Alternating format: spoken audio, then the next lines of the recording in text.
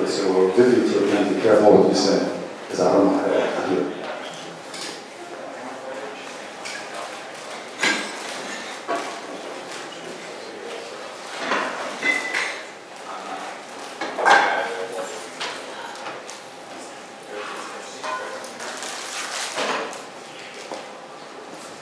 So we'll go through introductions, and we'll go through screen. I'm Ansible, I'm the organizer of OpenStack DC, and we've been around since December 2012, I think. And now we have sister organizations, one in Northern Virginia, and actually there's another one in Baltimore. So keep your eyes open for those meetings too. And we're trying to collaborate with both and create synergy and share presenters. That's the optimal way of doing it. It's like a multi-threaded base. Okay, so welcome everyone to OpenStack DC. Today's meetup is sponsored by Rackspace and SUSE. And I want to thank Mark Mitchell and Mike Schaefer from Rackspace and SUSE for making this a possibility. They've, of course, made it possible to have the food and drinks and the venue. And please take pictures, upload them to meetup.com, don't hesitate, unless it's offensive, don't do it. And so both Rackspace and SUSE are platinum members of the foundation, OpenStack Foundation. There are only 8 companies that are members of that. So these are pretty major players in the OpenStack arena. And SUSE, by the way, is a German company, and we are a German institution. That's not one. Tonight's topics will be one of them deploying OpenStack using the Stackforge Ansible playbooks. And the next one will be Pets and Panel, making OpenStack safe for business critical workloads. And I think you've seen this go by as you were having a drinks and food. So this is Walter, Mr. Walter Bentley, where's Walter? There it is. He will be presenting Ansible deployment of OpenStack. And then Pete Chadwick, where's Pete? There he is. And we'll present the counter-argument. No, but the upcoming OpenStack DC events, we have July 20th, for the OpenStack 5th birthday celebration, tentative date. And we've already got sponsors, OpenStack Foundation, all the sponsors. We've got SG2 Recruiting, Divi Cloud, Mirantis, and perhaps others coming down the road. August 5th, we've got Abbey Networks presenting, OpenStack Networking, L4, L7 Services Deep Dive. And September 2nd, actually we're also coordinating this with the Northern Virginia OpenStack. September 2nd, we'll have Taligent and Arista Networks sponsor on a different topic than what I have. It's not identical to the one. I forgot to change it. My apologies. Actually, it's in the planning stage, so it's not determined yet what they're presenting. But it will not be the same one as August 5th, obviously. Okay, so July 20th, like I stated, is the celebration. Tentative, so keep your eyes on meetup.com to make sure you've got the date and location updated. Come on, folks, sit in the front so we can see it. Okay. And we're in the Goethe Institute, which is a German cultural association. All over the world is, there's always a Goethe Institute. Every major capital of the world. One of the German classes is the ideal location. And I think we need an OpenStack summit, so let's work on that with Northern Virginia folks and the Baltimore folks. So again, Ansible, I think everyone should introduce themselves. And let me look at my to-do list before I forget anything. So, and last week we had the summit, so I think Pete Chadwick is going to give us a summary of his experience at the summit. And perhaps Gordon can do so also. No? If you're comfortable with doing that. Also, sometimes there are recruiters here, job seekers, so keep your eyes open if you're looking for a job or if you're recruiting. And there are marketing folks who are looking for partnerships. So keep your ears open. And tonight's event is about to start. So how about we start with this gentleman here? You tell us who you are and why you're here. Hi, I'm Mark Kimmerer. I work for SUSE. I'm a local technical person, so I've been here with SUSE for about 3 years. And I'm trying to help you. Who needs all the help we can get? So I'm Chief Chadwick from SUSE. I've actually been involved in OpenStack since about 2011, which is when SUSE first got involved in the community, helped get the first product out the door. We'll talk some more about what we focused on as we go to the evening. Also, I forgot to add your name to that bowl there, and you could win that helicopter from SUSE. 2 or 3. 2 or 3 of them. Please go ahead. Oh, my name is David Cabrera, and I am a software engineer right now. I'm working at FedMac, and I'm very interested in the new technologies always in a memory of OpenStack for maybe 3 weeks, something like that. Hey, I'm George Leon. I'm with VMware. I work in San Francisco and it's good. You were in the center. No, I'm kidding. I don't know. Dwight Vaughn, I work for Vinyl Corporation in pre-sales, and we are a solutions provider primarily to the federal government that fits within Hitachi storage and branching out to other solutions, and hopefully OpenStack will be one of the things we can offer our customers. My name is Ryan Cobb, and I work for a local startup called Federal as a DevOps engineer, and we do federal IT compliance and cybersecurity. Jeff Holden from JTech Data Solutions. We also are a systems integrator that designs and deploys solutions based on OpenStack. My name is Pete Everson. I just started a new job with Bencore, what I remember is a solution architect. Hi, I'm Vivek Rao. I work in radiology, software engineer. I don't know much about OpenStack, but we're interested in knowing.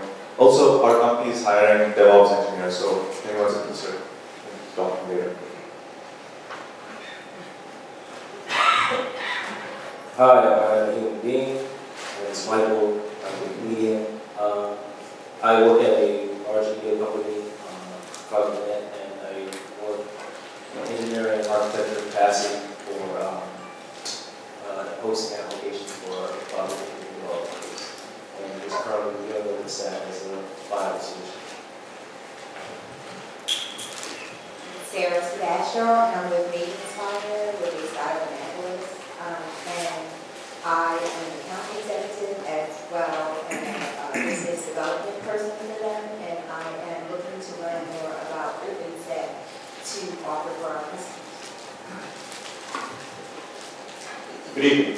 I'm Cliff Robinson. I'm the partner executive with SUSE, and I work on the channel and also with some of the systems integrators. So if there's any additional questions you may have after the event in regards to Linux, please see me. I'd be more than happy to help provide some enlightenment.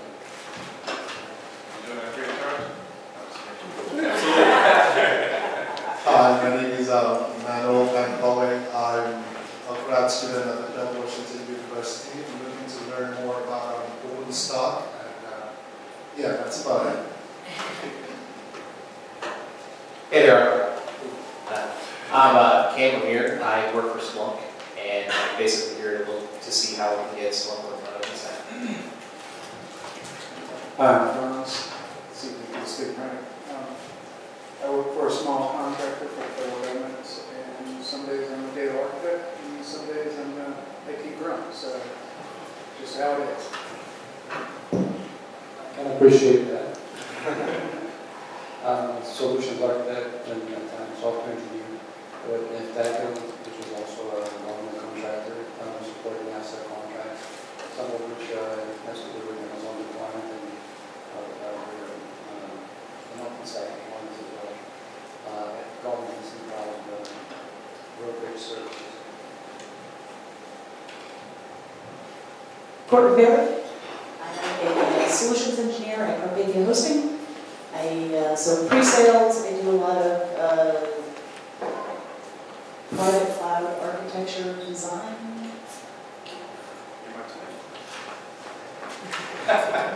Yeah, answer customer what's your problem, here, fix it as well. Yeah. Sean Perry. I'm software engineer for Oracle in the advanced customer support group. I'm doing really a lot of work with Ansible right now and not a whole lot of OpenStack. So he's mine, I drag him along.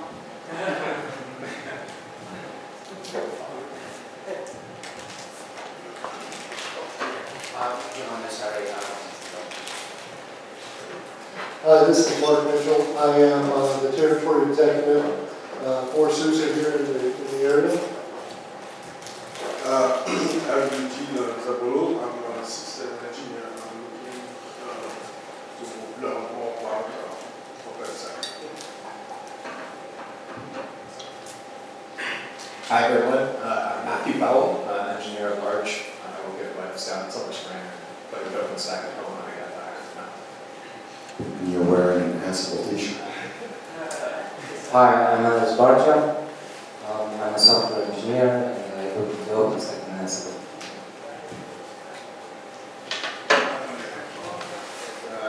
I am Ahmed Denali. I work for Swift. It's a federation network provider. We are a messaging side of things. We're interested in OpenStack and related technologies. I'll pass it along. You guys are going to be talking for the next few minutes, so you don't need to know who I am. Hey, I'm Mike. I work for a small IT government contractor. We do identity stuff, security, and we're looking for some systems engineers as well. If anybody's thinking of move or knows anybody. I came just in time for the intro. My name is Jim Esposito. I work in the space industry, developing satellite ground systems. I work with this guy over here, Hyson.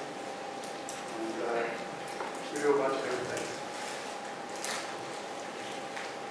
Hey Mike, you want to introduce yourself?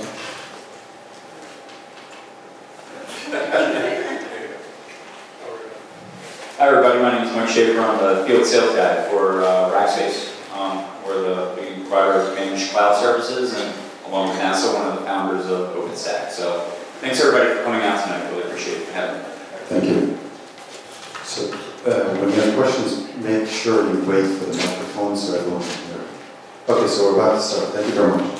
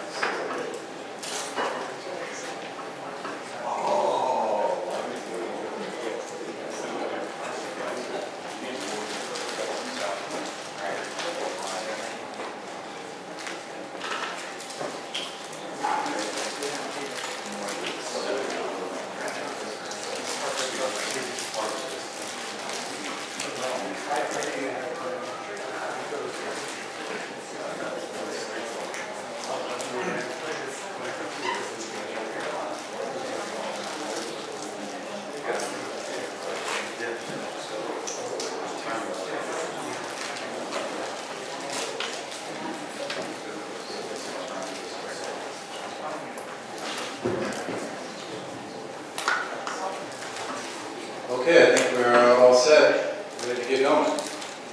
So, hello again. Thank you everybody for coming out. Again, my name is Walter Bentley. I work for Rackspace. My title is Cloud Solution Architect, but I primarily focus on private cloud tools and OpenStack. So, I'm still a pre-sales engineering type of role and helping customers build private clouds. And I pretty much say OpenStack about 100 times a day, if not more. And I use it throughout all its clean, wonderful glory on a daily basis as well. So that's who I am. If I turn in and follow me if you want to hear OpenStack stuff, that's pretty much all I talk about, either that or all the stuff in New York I like to complain about. And as well as I have some stuff out there on my blog about that might be very interesting around OpenStack. So that's who I am, and always around to answer questions. Just really quickly about some of my background. So I've been in IT for about 17 years. I started as an ASP developer, not ASPX, but ASP, so that kind of shows a little bit of my age in there. Very quickly realized that being a developer wasn't for me, because I don't take rejection very well. And I wrote some code, and I was very eagerly rejected by my leadership. Yeah, well, I moved to the other side. I moved to being the guy to support the code that was written by somebody else, and that's pretty much what I spent the remainder of my career out there about 5 years ago when I became a solution architect for JetBlue. So I'm used to being the guy at 2 o'clock in the morning responding to your problems and fixing things. So I'm a fixer by heart. That's just my nature. And this is just one of the places I've had the opportunity to work for. So I'm not going to spend much time here because this is an OpenStack meetup, so I do assume that you guys know what OpenStack is. If you've been underneath a rock for the past few years, I'll just very quickly go through it. So OpenStack is an open source cloud computing platform. That's the easiest way of summing up what OpenStack is. It's a modular system built of many different components, so when you put them all together, you end up having a functioning cloud. And not just a functioning cloud, but an open source, non-proprietary cloud that is fit to fit on any type of commodity hardware. So I won't go any more deeper into OpenStack, because I know you guys know what OpenStack is, right? These are just the high-level services, modular projects or services, they would call it OpenStack, that when you put together end up creating a complete, conclusive cloud. You don't need all the components, and that's one of the things that I love about OpenStack, is that you can pick and choose which ones you want. Obviously, you do need a foundation. You can't have a cloud without a compute layer. That's actually very important, and you can't really get too far without a linear layer either, but besides that, you can actually pick and choose which components you wish to use to make up your cloud. You don't actually have to use them all at one time. So, everybody good? Everybody seen these services before, I'm assuming? Yes? Yes? Shaking your heads? Yes? All right. Okay, good. So I'm not going to go too much into this either, because you guys probably already know that the reach of the OpenStack community and the contributions and the fact that this is something really run by the folks who are using it, not by a single company. There are many companies, actually 507 companies, to be exact, contribute to OpenStack code. And there's about 24,000, almost 25,000 members now in makeup. And one thing that I thought was really interesting is that it's 20 million plus lines of code that make up OpenStack. So that just shows its immenseness and how all of that code was written and contributed by individuals over the past 5 years. So that's pretty amazing stuff. You gotta appreciate that. That's something you don't like about OpenStack. Start writing some Python code. If it gets accepted, and guess what? It changes. So that's the power that OpenStack brings to the table versus other cloud computing platforms. Very quickly, just going to cover Ansible only because we're going to talk about Ansible. And if you're not familiar with Ansible, I want everybody to be on the same level playing field. Ansible is basically one of the newest open source automation tools and orchestration tools. It can be used to do many of those things: configure systems, deploy software, do orchestration, and as I said, basically do everything infrastructure folks can do or do. And I wish I would have had this when I was still at the field of things.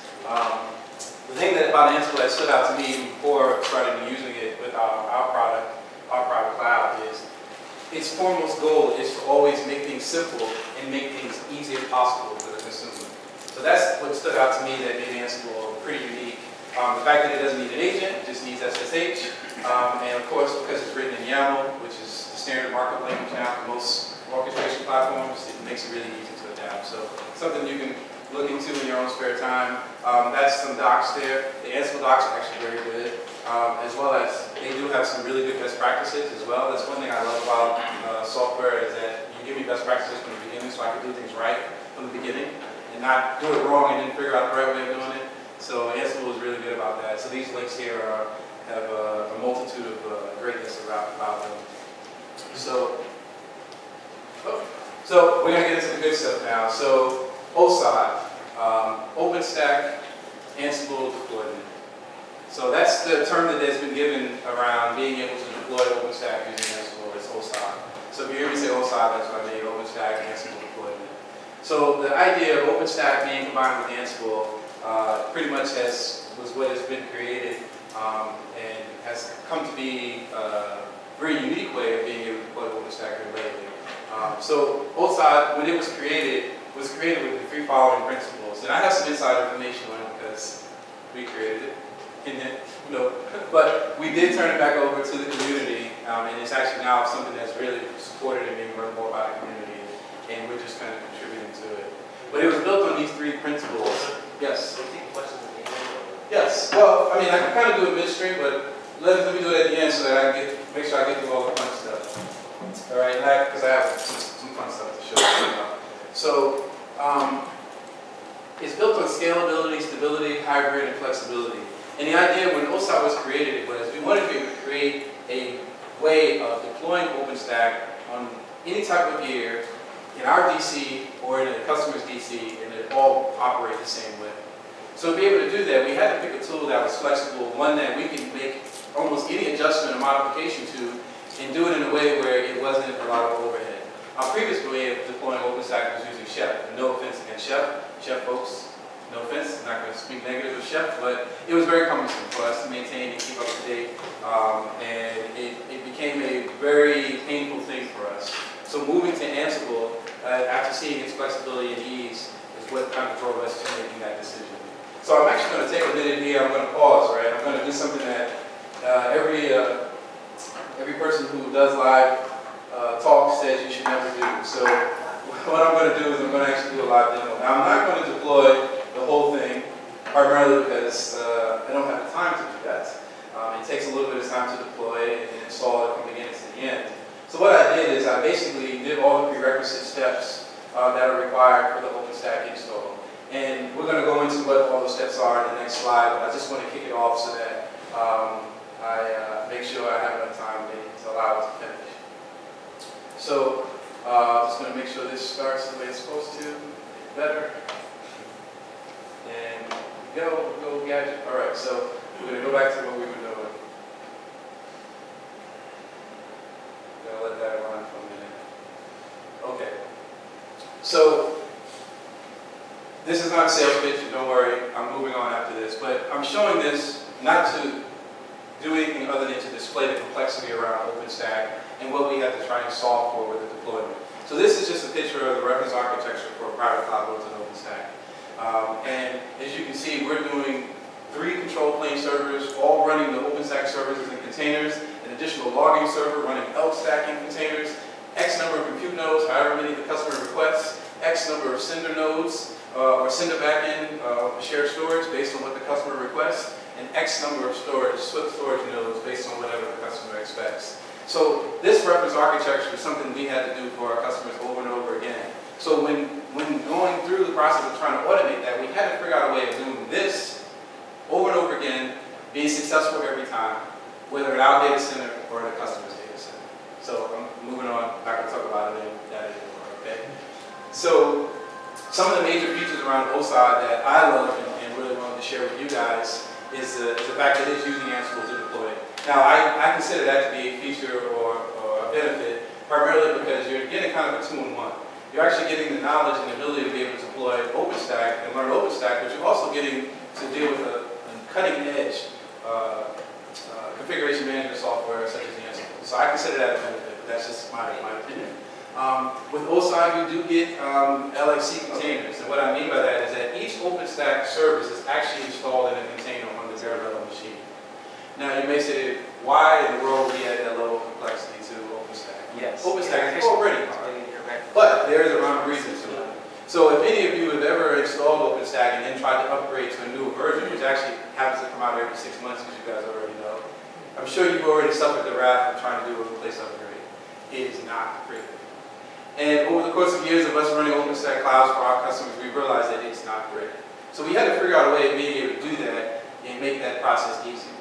And what we figured out is that if you actually deploy the OpenStack services inside of containers that are running on the bare metal host, instead of running them directly on the host, all you have to do is drop in new containers when you get a new version of OpenStack.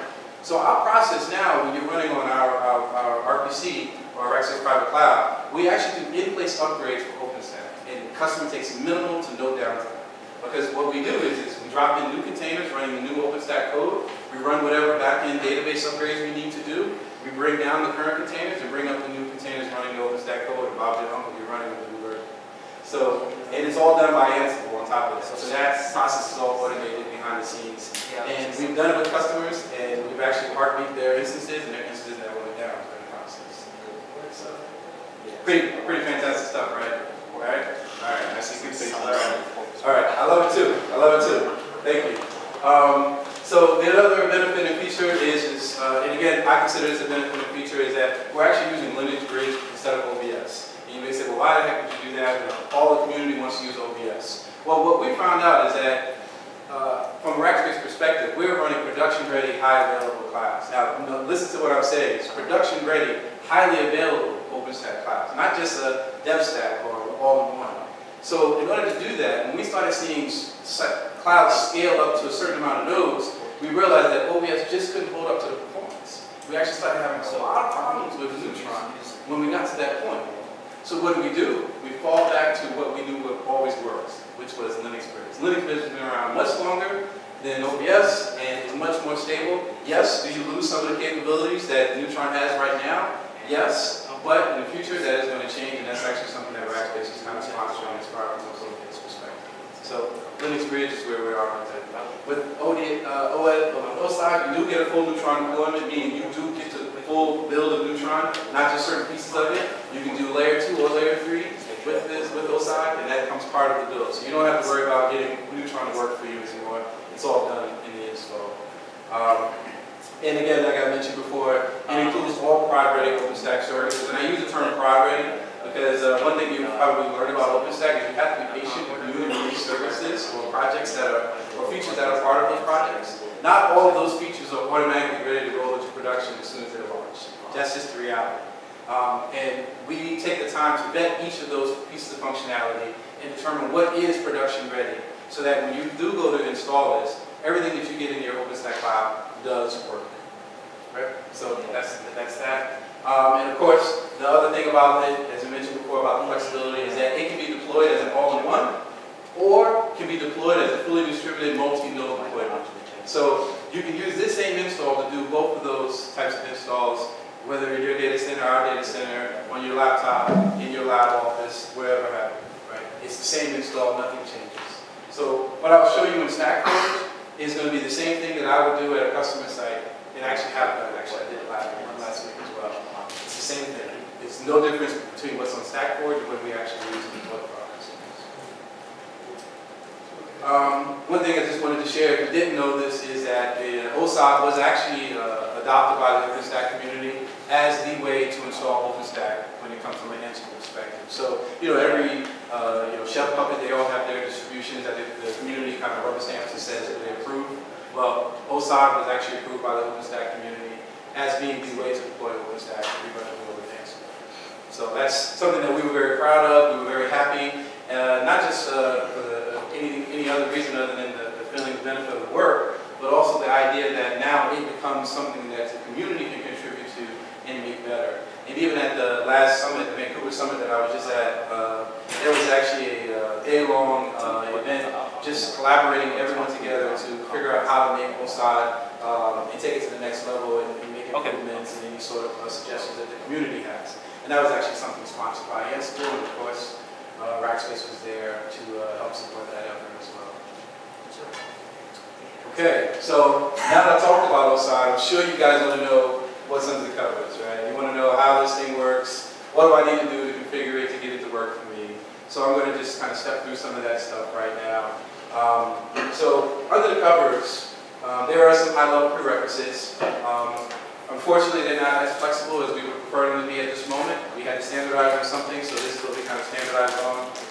In the future, there will be changes to this, such as it will support other OSs. And that was actually one of the main topics at the Vancouver Summit that they were talking about, is making it so that it can adapt to almost any Linux kernel or Linux OS. So right now, for OSI, the prerequisite is Ubuntu 14.04. It is what it is. Sorry, SUSE. It is what it is. SSH client, of course, NTP, as anyone knows who installed OpenStack, you know that NTP is actually the make or break of your OpenStack cloud working. You don't understand how important NTP is in your life when it comes to OpenStack. So that's one of the prerequisites. Python 2.7, which is, or later, which is obviously very common and easy to do. And then the other prerequisite is that part of the backend functionality that allows us to have Linux work in almost any environment is the fact that we are utilizing some of the advanced networking features part of Linux networking, which are bridges and namespaces. And I just kind of put the example of the bridges that need to be created and available. Again, all of this is in a 72-page document or instruction manual that you can read that's online, and I'll send the link, I'll have a link to that up here shortly. It'll step you through and explain how you need to create those bridges and all that other fun networking stuff. But just I like to highlight it because, believe it or not, out of all the stuff that goes on, that's actually the piece that makes this is probably the hardest piece of this whole install, is getting your bridges right on the machines.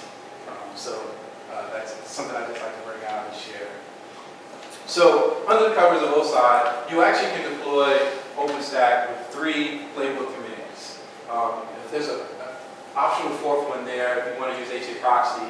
But if you don't, you actually will deploy your OpenStack cloud by issuing only 3 Ansible commands.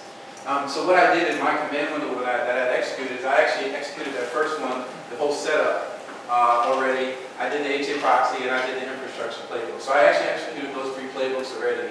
And the last playbook, which was this one, that actually does the OpenStack install, is the one I just executed just now. We're going to check on that in a few minutes. What's behind that, believe it or not, is just 2 configuration files. And you see these files as like you're all in one file that you have to go in and put some information in to have it go out and build your cloud. So I'm just going to step you through these 2 files right now just to kind of give a visual of what's in there.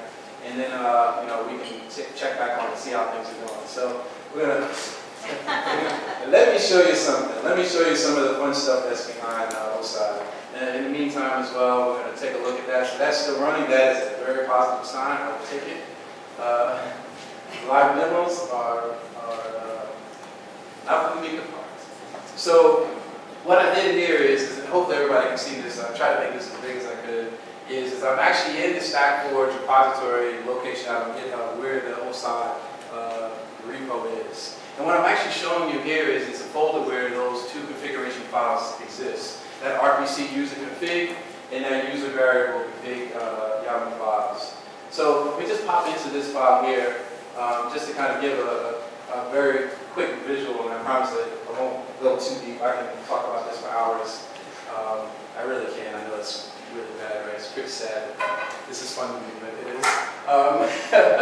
So this file is very straightforward, and I'm not going to, like I said, I'm not going to dredge you through all the details of this file. But the reality is in this file, you're basically going to go in here and you're going to make some changes and add some information. Oh, my clicker's losing its mind. All right, let's not do that. All right, let's go back to the standard play.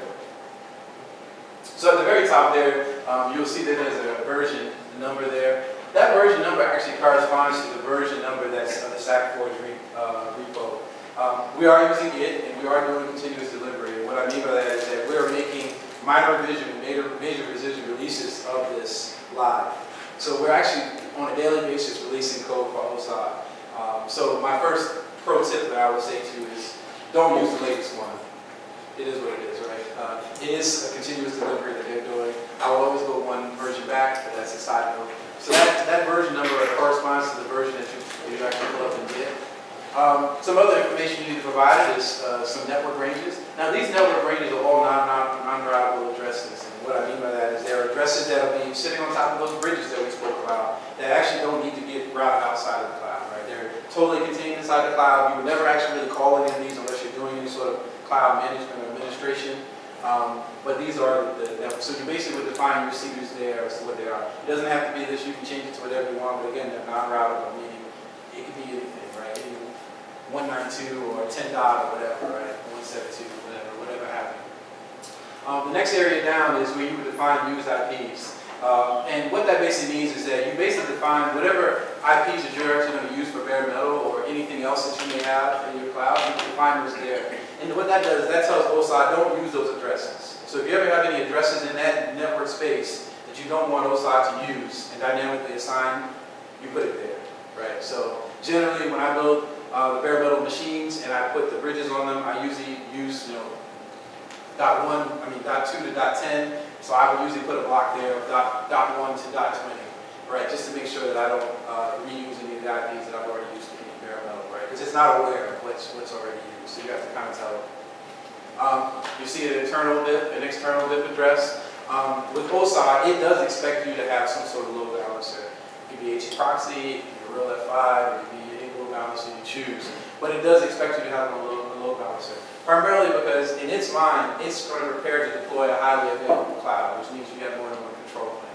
Now, in the event that you have an all-in-one, so be it, but it still expects you to give it some sort of load balancer, right? So you can install HA proxy with the same machine that you have an all-in-one, and you're up and running, so there's no issue there. But you do have to tell it. The address can be the same, so you can use an internal address for the external address. It doesn't really care, right? It just uses that when it goes to create the endpoints in Keystone. It uses this IP to define those services there. So that's very, very important pro tip, is you got to put something there that makes sense. Because what will happen is it'll build your whole cloud and everything will go fine. When you go to hit the API, you'll see that whatever address that was there is what it has configured in Keystone. So then you got to go hack the database and fix it all up and blah, blah, blah. But anyway, save yourself that trouble, trust me. It's worth paying attention to. So then everything below that, looking at all the network stuff, the bridges and stuff, leave it. Don't touch it. Trust me, you could do yourself a favor and leave that stuff alone. You don't have to make any changes to this. This is actually what it's doing in all these network configurations is it's determining what bridges you have defined and then setting up the interfaces for all the containers that you're going to create on your bare metal. Right? So all that stuff relates to the containers. It's perfect as it is. There's nothing you need to adjust there. Just take my word. I promise you I wouldn't lie to you. So the next area down, of course, this is where you get to the fun part, right? So you're going to define whatever machines you're going to define for your control plane, which we call infrastructure nodes. Same thing, control plane, infrastructure nodes, they're the same thing. You're going to define whatever your IP address of your infrastructure node is going to be. You're going to define an IP address of whatever your compute node is going to be. And then you're going to basically tell it where your sender node is. It actually has some specific sender information, such as the volume groups and the backend names and things of that nature. If you're not going to do sender, you can comment out that whole storage block, basically from line 73 to line 82. You can comment out, and it won't do sender, right? So you have that choice. You don't have to do sender. Because you do have to tell the infrastructure, you do have to do the confusion, obviously, right? Or cloud work. The next one down is the log host that will be running your Elk stack. Again, you can give the same IP address as your infrastructure node. There's no issue there. Network node, again, can be the same IP address as your infrastructure node. You don't have to separate them. We give you the choice if you wanted to separate out your neutron node, you don't have to. And of course, last but not least, if we were going to use HA proxy, you can put your HA proxy address there. And there actually is a playbook, as I showed before, that will install HA proxy and configure all the APIs and all the OpenStack services for you. So you don't even have to know HA proxy or you configure HA proxy. It'll actually do it for you. All right. So I showed you that. This is a generic one. I want to really quickly show you one that actually has some stuff to it, right? So, because looking at the generic one, the biggest thing that I realized is when I first started with it, looking at the generic one was great, but then when I went to put some values in it, I needed to make sure that what I interpreted, how they had it, worked for me. So what I'm showing here is this is my GitHub repo, where I have some stuff up there, and I actually have some Ansible stuff to help you deploy the OpenStack cloud as well. And this is an example that I use to build my demo clouds that I do for my customers. As you can see there, I'm using the same seeder. I've blocked out a certain number of IPs. There's nothing special about that. The part that I really wanted to show you was how I'm defining information down here, right? So as you can see, I've defined one infrastructure host, and I've given it an address there. I've defined 3 compute nodes, and I've given them an address. I'm doing 2 sender nodes, and this is just my example. And I usually do availability zones to kind of show the customer how they can do that as well, but you can see I have that commented out now here. And the one thing that I wanted to just kind of show is that you'll notice that for the network node, I'm also using the same infrastructure node. And I just want you to pay attention to the names that are given here, because what happens is as soon as you define and use an IP address against one of the names, so let's say for example infra1 is what I used above, and I gave it an IP address, if you plan to use that again for another purpose, such as a network node or a logging node, it has to be named exactly the same way. So what I mean by that is that I couldn't call this net1 and give it the same address. Because what happens is when the Ansible playbook runs, it actually tries to talk to, it'll try to talk to both of those machines at the same IP address at the same time. What happens? It fails, because it can't do that.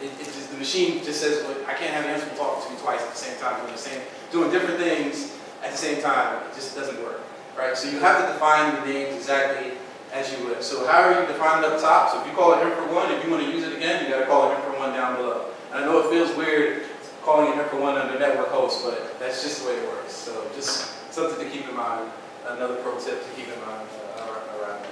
So that's that. Hopefully, does that help a little bit? I know I'm going through it fast, but I know that I don't have all night. I don't want to cut into the SUSE guys at a time. There's 2 of them. Well, no, I got my back. He's not going to even back me up. I don't know what happened. I'm not sure what happened. Well, really, they got 3. That's why. We got 4. You guys come in numbers. I like that, though. That's smart. So before I go and check out to see if my cloud is built, I'm just going to share some of the tips and tricks that I've realized within the full side. So the first one that I like to share with the individuals is the instructions will tell you to go in and pick a repository version and call it Juno or Icehouse. The names are there. You have a Juno, you have an Icehouse, you have all those names there as native versions in the GitHub repo. Don't use those. Use the tags. Now, if you're not familiar with what a tag is in GitHub, I'm going to show you right now, so that you too can have the power to be a fantastic OSolder. If I can find my mouse, there it is. Is that a technical term? OSolder? Yeah, I just made it up. Thank you. So you'll see here in GitHub, right? You have the ability to just go by a branch. Right, so we have our branches there, Icehouse, Juno, Kilo. Yeah, see Kilo is there, right? Don't use those. And I'll tell you why. Those branches tie back to one of the tags, but you don't know which tag it ties back to. It can tie back to a tag that is just rolled out today, and it has bugs in it. It's reality. It's live code, and it is what it is, right? Dealing with continuous delivery, sometimes you get stuff that just doesn't work. So what I always recommend, is use the tags. So the tags are right here. And I always use the tags, and I found great success in using the tags. So for example, right now I'm using 10.1.6, which would be equivalent to a OpenStack Juno deployment. And I know that tag and the code behind that tag works, and that's what I use. Now, it's very tempting when you see that 11, right? You see that 11, and you see the 11.1, you're like, oh, I just want to go for the most recent one. Don't do it. Save yourself the energy in the struggle of trying to do it and figuring out why, asking yourself, why is it not working? Is it me? Is it my bridges? Is it my hardware? Did I miss something? It's not you. It's the code. And I'm being open and honest about it. So right now, if I were you, if I was going to go play with this, I would go after 10.1.6. Right? So just my humble advice: use the tags. The other suggestion is after you do it the first time and you get comfortable with it and you think you're going to go do it again for, like, say, for example, when we have our product launch of Kilo in end of July, Kilo,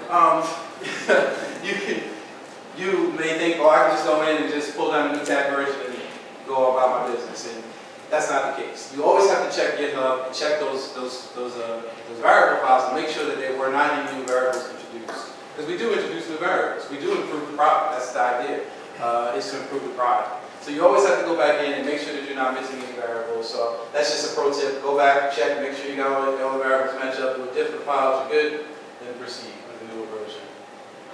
The third one is triple check your network setup. Like I said, out of all the customer deployments I've done, I've spent the most of my time troubleshooting the customer's network setup. And that's true. Just give me a Bible, I'll put my hand on it. So triple check your network setup, make sure it's solid, make sure you can test all your bridges, make sure you can communicate over all your bridges, over all the IPs on the bridges, make sure they work.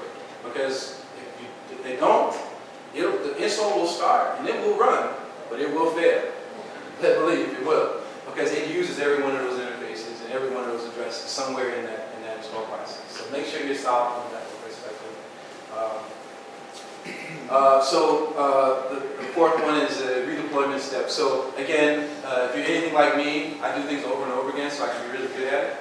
So you may deploy this once, and you may get lazy and say, well, I'm not going to rebuild the OS, I'm just going to try and redeploy it again, and I'm going to do my cleanup.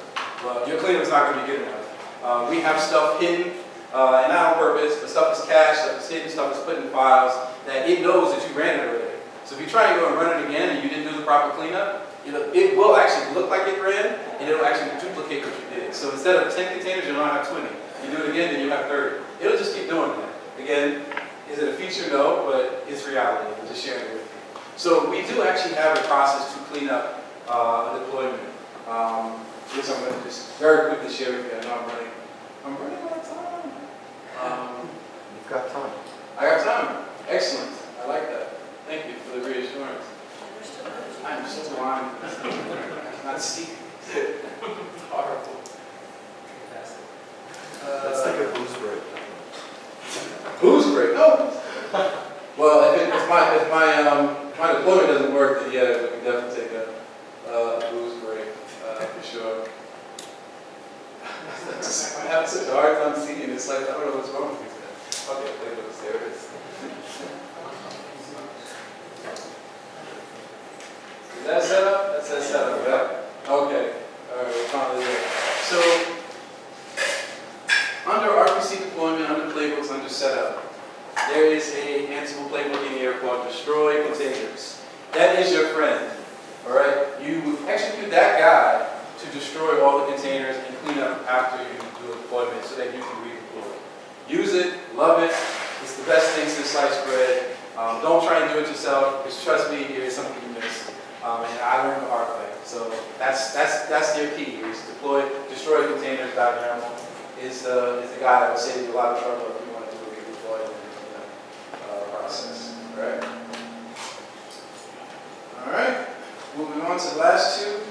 So one thing that I always suggest is after you deploy your cloud, if you're doing multi-region, a multi-node control plane, meaning you're not going all in one, always do a health check of Galera.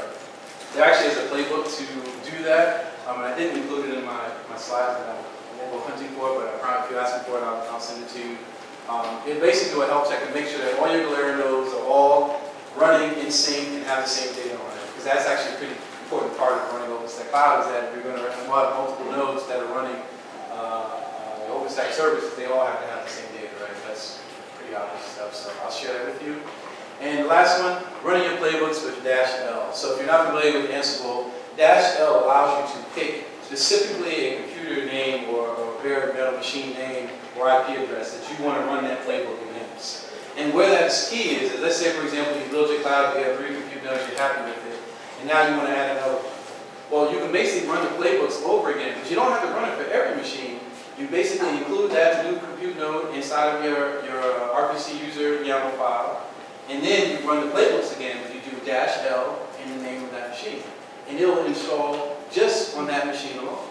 And kind of really cutting down your deployment time, also easing out anything that you may have changed that it will overwrite if you run the playbooks against all your machines. So with Ansible, -L is your friend if you want to just hit one machine.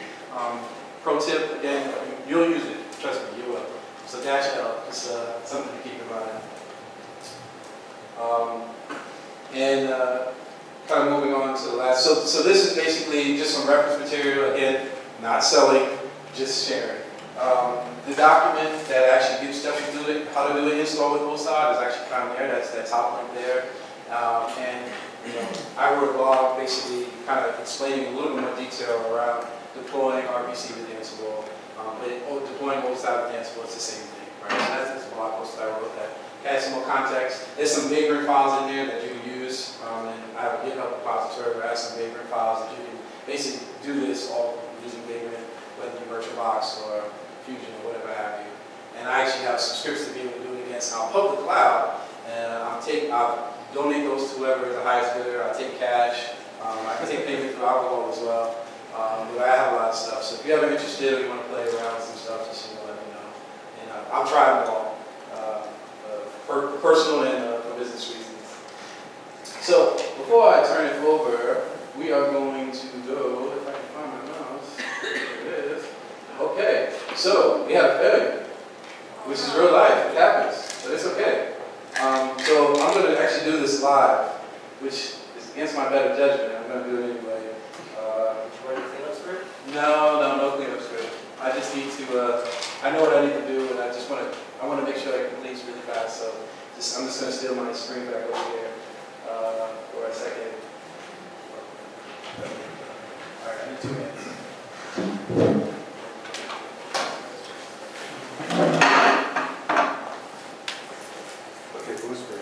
Booze break, yes.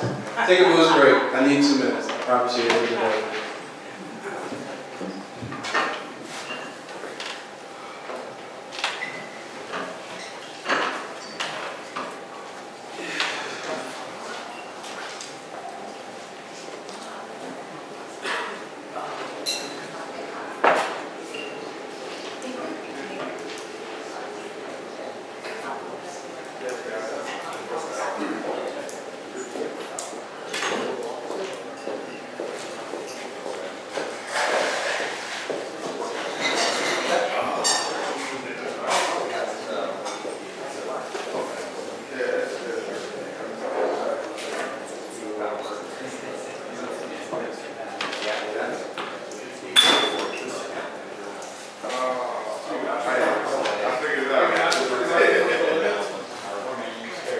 No, it's long. I know where it fails. It does this every time. It does it at the same place. It's because I'm using other files to actually do this. I'm not doing some different machines. So it's one of those things.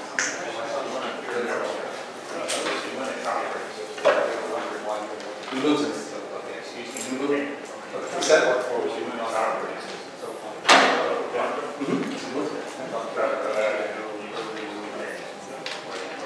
Yep. Well, yes. Yeah. That's the thing that threw me. So you had a metal. Yep. Okay, thanks. Yep, no problem. So yeah, I guess this would be a good time to take some questions. So you guys have some questions for me? You want to throw tomatoes?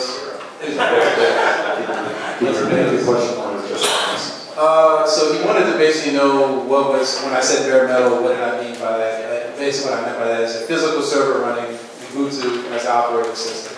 And then we have containers that run on that physical server that are also running Ubuntu, and that's where the OpenStack services are actually installed. So that's what I meant by that. Yes? Just one second. He's going to bring the mic too. He's very official about the mic. My name is not Mike. Yes, you are.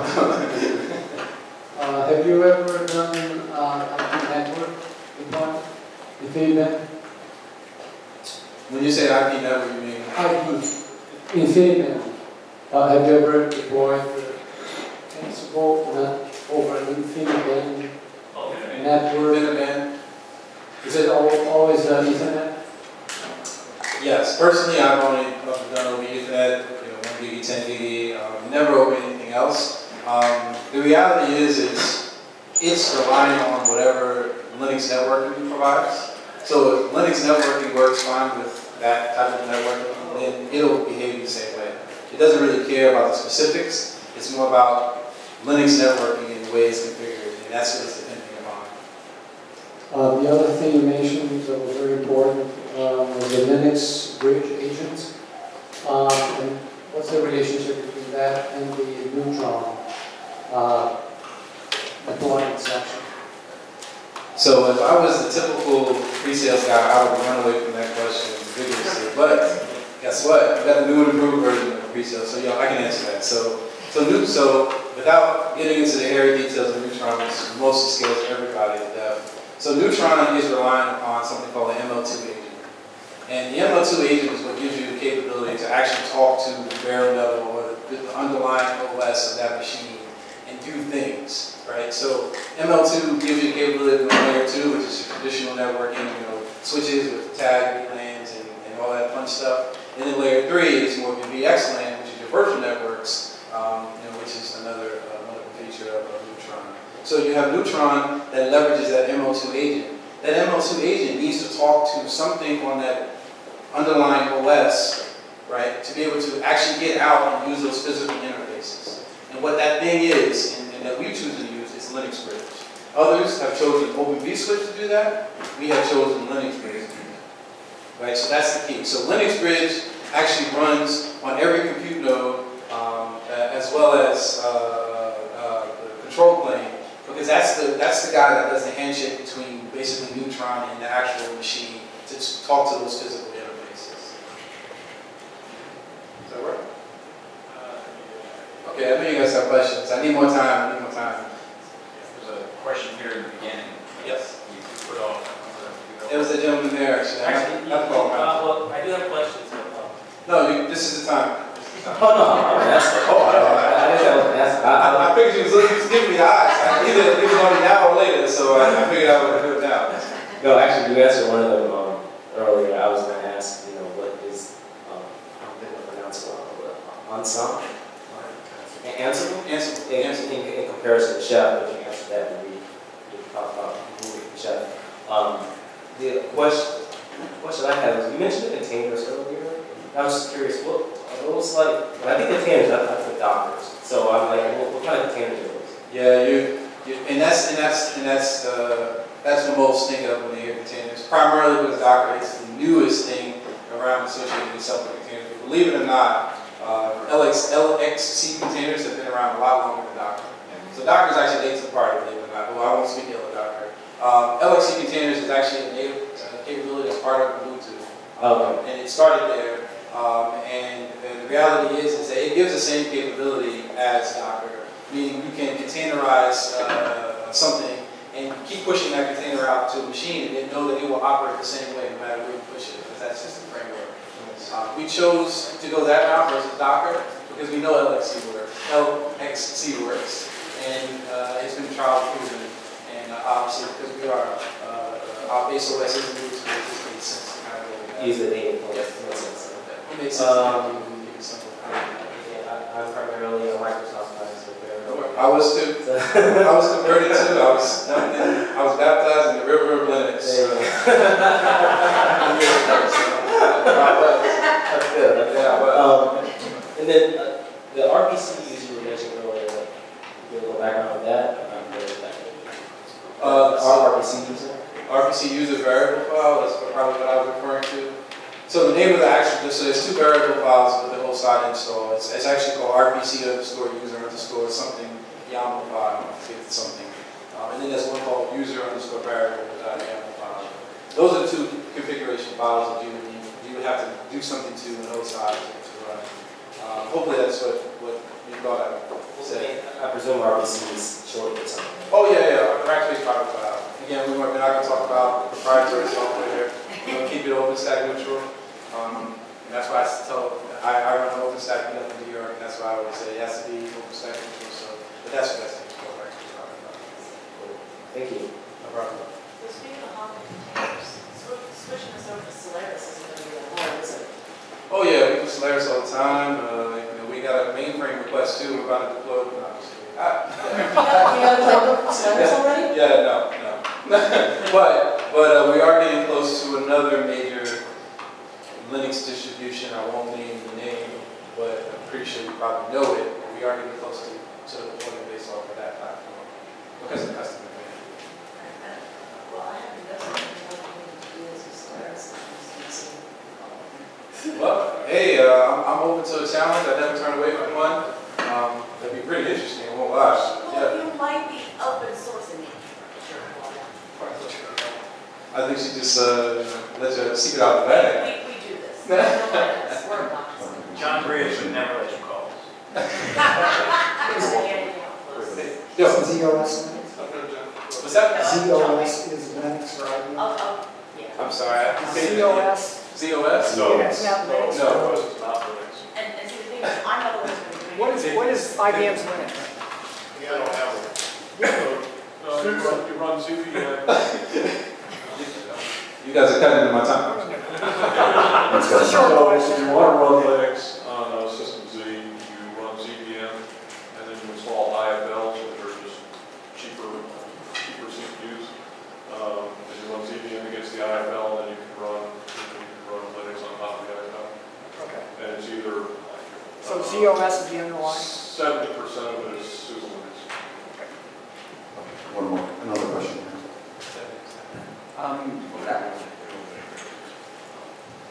Just curious how you integrate this with an existing VM architecture running Zen or VMware.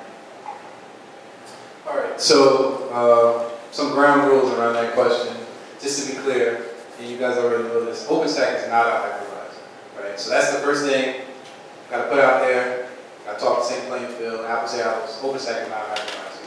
The reality is that OpenStack does have the capability of having VMware or ESX as a hypervisor, just as well as it has for KVM, just as well as it has for Docker as a hypervisor as well.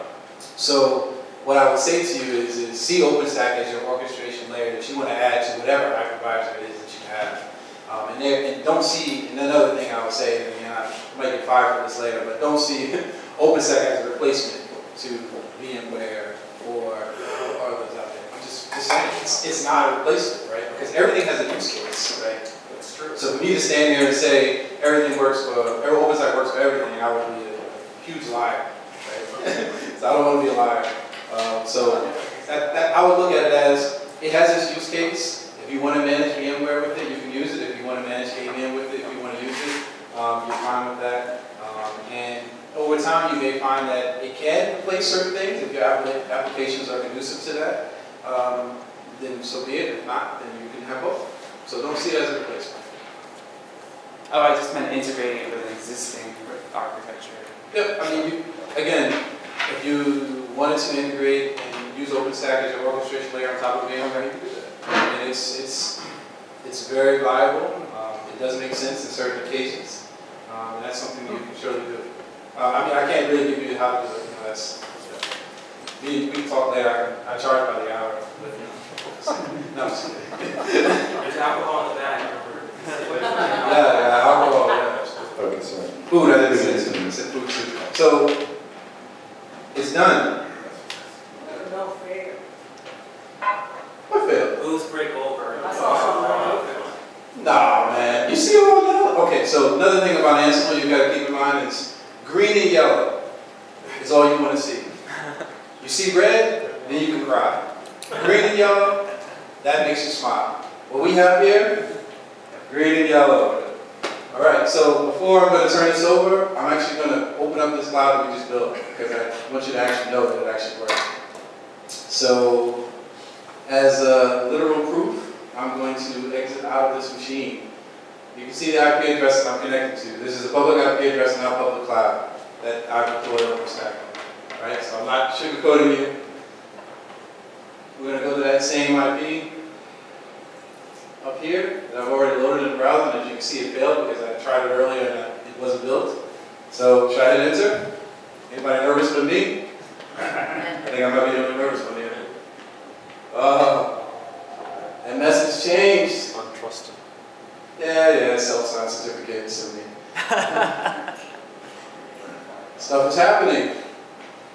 Things are happening. I see spinning. I see an old Horizon dashboard. So I'll go on record as being the first guy to build an OpenStack cloud during an OpenStack meetup on the Northeast Coast. Quote me on it. And just to prove you that it really does work, and you're not just looking at a fake Horizon dashboard, of which I've actually tried to do for a customer because I couldn't get one working. Side note. It does work. And we got hypervisors. All right, so I'm going to take that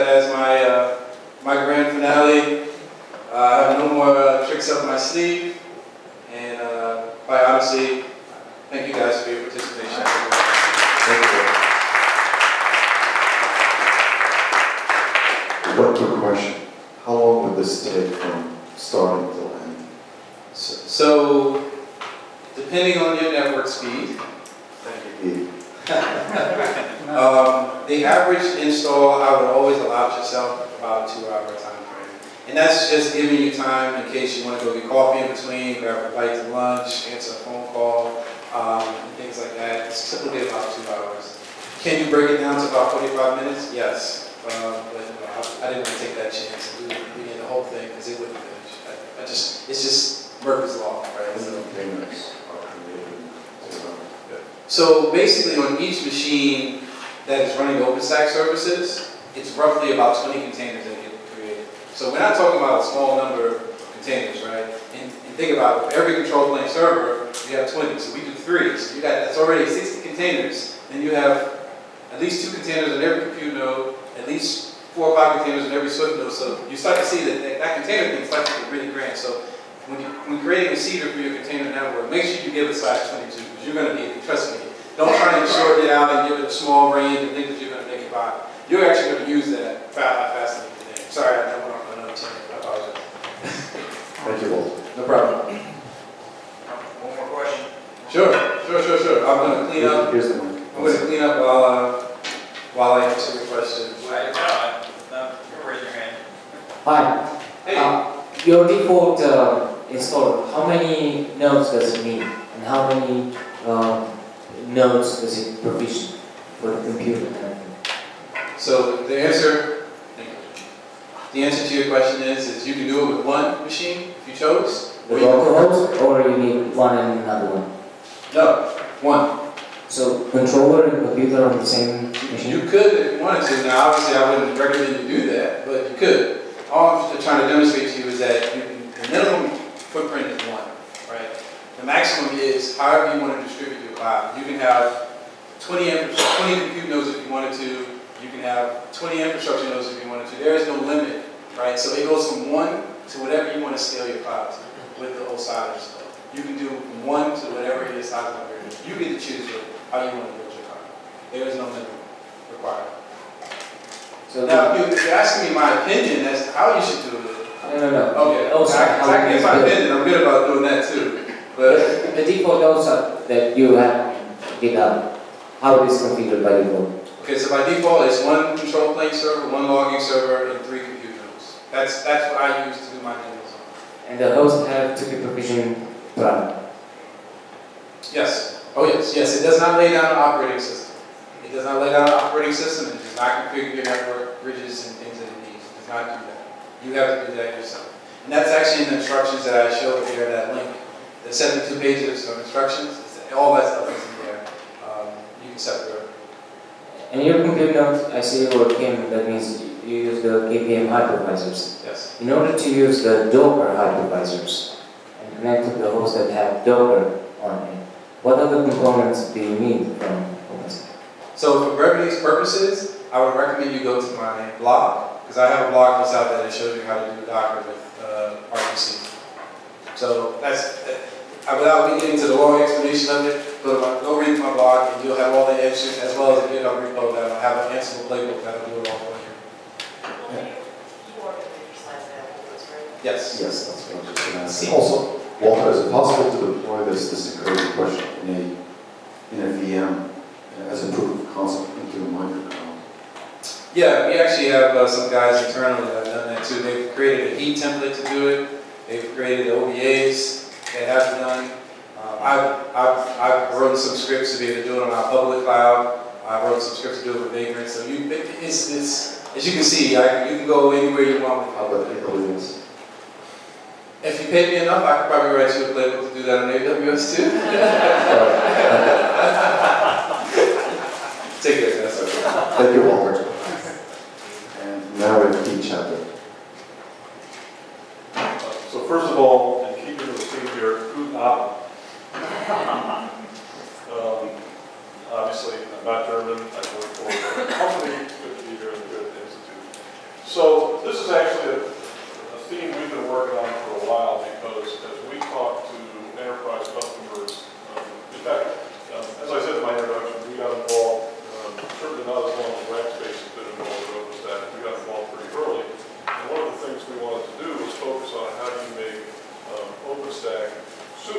enterprise customers, to do enterprise deployment, to run a mission critical workload. Because that is what our business is. For 20 years, we've been delivering Linux to customers who run mission critical workloads. So how many people are here are familiar with the meme of pets and cattle? Okay, so just for those of you who haven't heard it, sort of legacy private data centers, you have servers, you name them, it's called Kurt or Spock or something like that, and you care for them, you make sure that if they go down, you fix them, whereas with hyperscale data centers, they're cattle. The server is D53-22X, and if it dies, you wait until sometime later and you go replace it. Okay? So this notion, this meme of pets versus cattle, is kind of how do you deal with, originally it was your physical infrastructure, but people started to think about how do I deal with my virtual infrastructure. And so you would hear this notion that OpenStack was only good for running cattle workloads. So if you got a workload you really care about, don't run on OpenStack. That was kind of the message. And we felt that whether it was true or not, it was certainly not something that our customers would ever deploy if that were the case. So I looked around and came up with this picture. So this is kind of our vision of what you're trying to get at, right? Is you've got a cattle-like infrastructure, so you care much less about your physical deployment perhaps, but you do still care about your workloads. I mean, every workload is someone's pet, is what it really comes down to.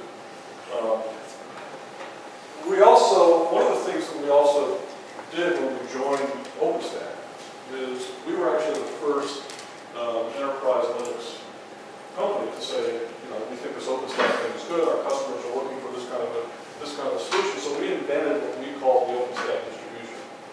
Everybody's followed us since then. So now it is an OpenStack distribution. Before us, it was go up, download the packages from GitHub, use the distribution of your choice, take the packages, pull a message queue, pull a database, put it all together, and start running. This is not too dissimilar from where Linux was about 25 years ago. The number of people that actually download from kernel.org and build their own Linux today, it's about 5 people a year. Everybody uses distribution because it just takes the pain. So our vision was, let's go to OpenStack and figure out how to take the pain out of OpenStack, just as SUSE Linux was the first enterprise distribution of Linux 25 years ago. So this is kind of how we define what an OpenStack distribution looks like. So the boxes in orange are not surprisingly OpenStack. So those are the components that we talked about in the previous presentation. Then you need some other things. You need a hypervisor, as we talked about. You need some services. You need a message queue, you need a database. The database manages state. The message queue lets all these projects talk to each other into the database. You need a physical infrastructure running on it, typically x86. And oh, by the way, we do have customers who are asking for OpenStack on mainframe. So we're looking at that. Gotta pay for that hardware. Yeah, we have one. And then the thing that we really wanted to focus on was how to make this easy. I mean, we talked to people, and they said the biggest problem with OpenStack was it's hard. We had resellers, partners that told us it would take them 2 days to get it running. And it was some of the stuff that we saw in the previous presentation. You had to specify. There's actually a whole set of presentation we had back with Horizon, so with three generations back with OpenStack. There were 1,229 separate parameters you had to specify to deploy OpenStack. And the problem, as we saw earlier, was not that you had 1,229 different parameters. It was that you had to specify the database. It's the first thing you install. Assign an IP address, have to assign a port to it. And then, when you get, 3 steps down when you're finally deploying, actually the last thing to deploy is compute. When you finally get down to deploy compute, you've got to remember what you're doing in the database. And if you get it wrong, too bad, start over. And I do agree with Walter, getting the networking right is the biggest gap. So we decided what we need to do is an install framework. And I'll come back to that and talk a little bit more. But we kind of looked at, okay, so you need a distribution, take all this stuff together, package it, something that's repeatable and easy for customers to consume. So, once you've got a distribution, now, how do you make it highly available? So you've got to say, what are you trying to protect? Are you really trying to protect the control plane, which clearly is important. You try to protect the guests. And we think that this is a multi-step process that you've got to go through. So what are some of the alternatives? So the control plane, you can do hot standby for control nodes, you can use HA proxy, you can do some other things. But the point is that ensures that the cloud continues to operate. Now, when you start talking about guest versus server, and I'm going to deploy my workloads in a highly available fashion, sort of Cloud 101 is built for infrastructure failures. I like to say, failure, when you're looking at most cloud models of deployment, failure is not an option in the future. You assume that the infrastructure is going to fail, and you're supposed to write your applications in such a way that they can tolerate that failure. Enterprise 101 is build reliable infrastructure. And I will tell you, if I went in and talked to my customers and said, you got to rewrite all your applications because that's what you got to do, they would not be happy with that discussion. Now, today, can we get there so that you can take any application, move it onto the OpenStack cloud, and make it completely highly available? No, we're going to get there. There's a couple ways to do high availability guests. You can use Linux HA capabilities at a VM level. Just have two VMs running in different availability zones. Let those use pacemaker or something like that to coordinate. Minimal change to the application. You can do high availability in the compute node itself. Again, use Linux HA physical infrastructure. Or the thing that we're starting to see is people are talking about fault-tolerant hypervisors. So actually run 2 KVM hypervisors in lockstep, and you get the same kind of capabilities you have in the physical infrastructure today using traditional HA. So one of the things, just kind of looking at, so here's what we think a structure of OpenStack distribution looks like. You've got an administration server. In our case, we do use Chef. We use a tool called Crowbar, which is a open source project originally started by Dell. So we've pretty much taken that over and have been maintaining that and enhancing it. All the software you need to deliver the rest of the infrastructure. And all the admin server does is set up the control infrastructure and then deploy your compute nodes and your storage nodes. And you can run either Swift or Ceph if you want to build a storage cluster. So the key point, though, is when you start looking at what happens when things fail, but honestly, if the admin server goes down, not much. You can't add new nodes. You can take care of this with normal database backup and restore kinds of capabilities. So you back up your database. If your server fails, you restore it, and it knows kind of where everything is and knows how to deal with it. So it doesn't have any real impact on operations. The control node goes down. Originally, all that happened was you couldn't start or stop guests, you couldn't add new VMs, you sort of couldn't start something. But with Neutron, you actually can't do anything. Your VMs go down because Neutron's the data plane. So now the control node is not just for control anymore; it's actually for operation. So it becomes pretty important that you want to secure that. Compute node, this is Cloud 101 currently. If you lose a compute node, you can lose your VM, you can do live migrations, you can do backups. There's a lot of things you can do to mitigate that, but the reality is you really need to focus on the application layer to make sure that it can handle a compute node right there. So with that, if you kind of look at the structure, forget about the admin server. At a high level, you've got a control node, you've got an orchestration layer, which happens to be OpenStack. You've got host servers with hypervisors, and you've got VMs running on top of that. Pretty high level view. So kind of the first step that our recommendation to customers is, first of all, set up 2 availability zones so I can have virtual machines running in separate physical environments, but then set up a control cluster or multiple clusters to manage your infrastructure. Because this is really the important thing. If this goes down, you lose your cloud, it doesn't matter what you're doing with anything else. Unfortunately, the way we can can approach that is SUSE Linux Enterprise has high availability components available to it. So you can easily add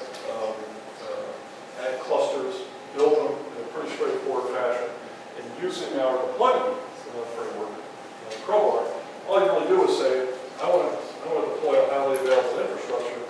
You literally you drag and drop. You say, take physical servers, drag them into the cluster. It automatically configures the physical servers with pacemaker and CoroSync and an HA proxy, all the stuff you need to make a truly fault-tolerant cluster.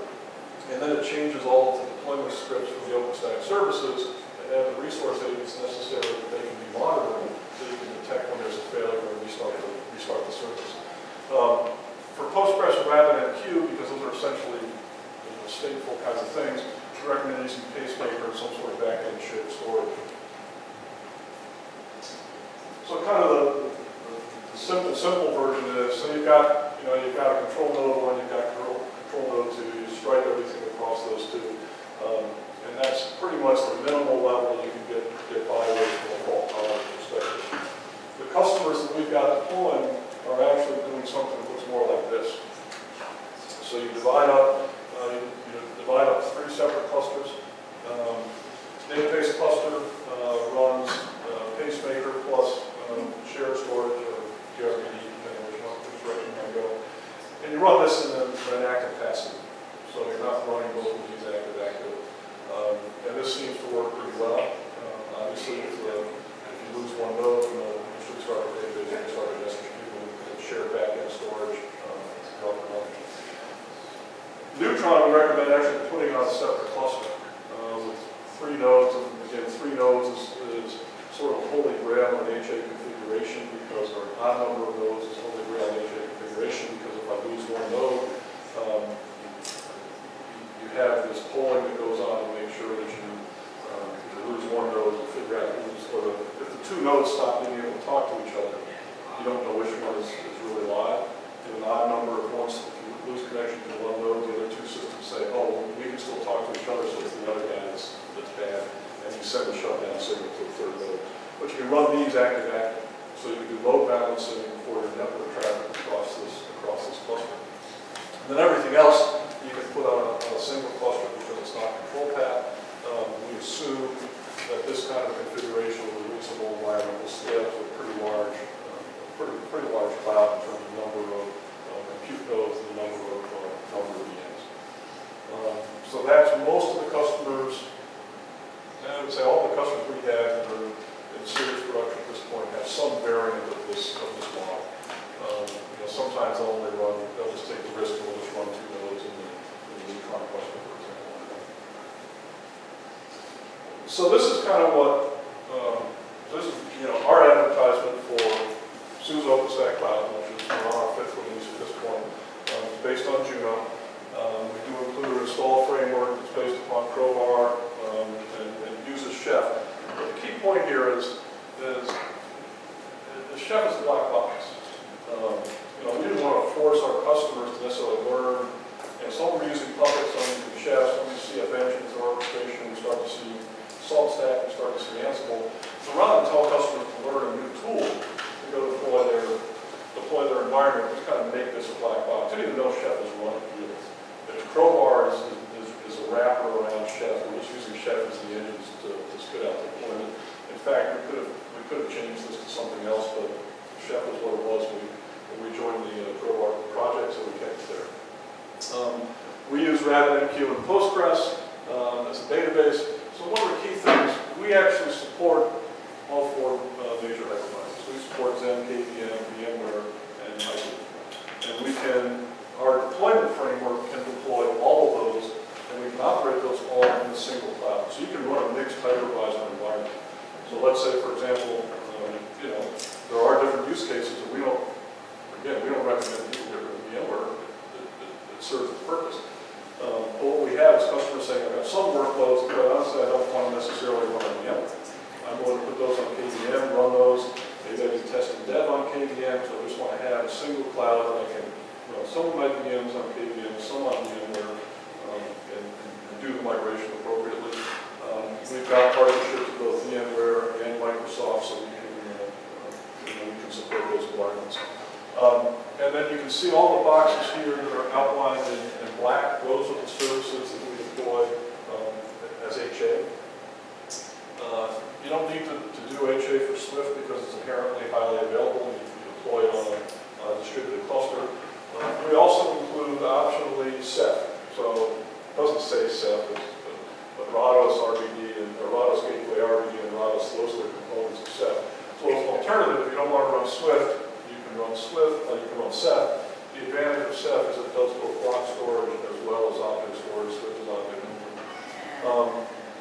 One other difference is, so we also support a wide variety of adapters. So if you're not familiar with how Cinder and Neutron work, Cinder and Neutron are basically abstraction layers that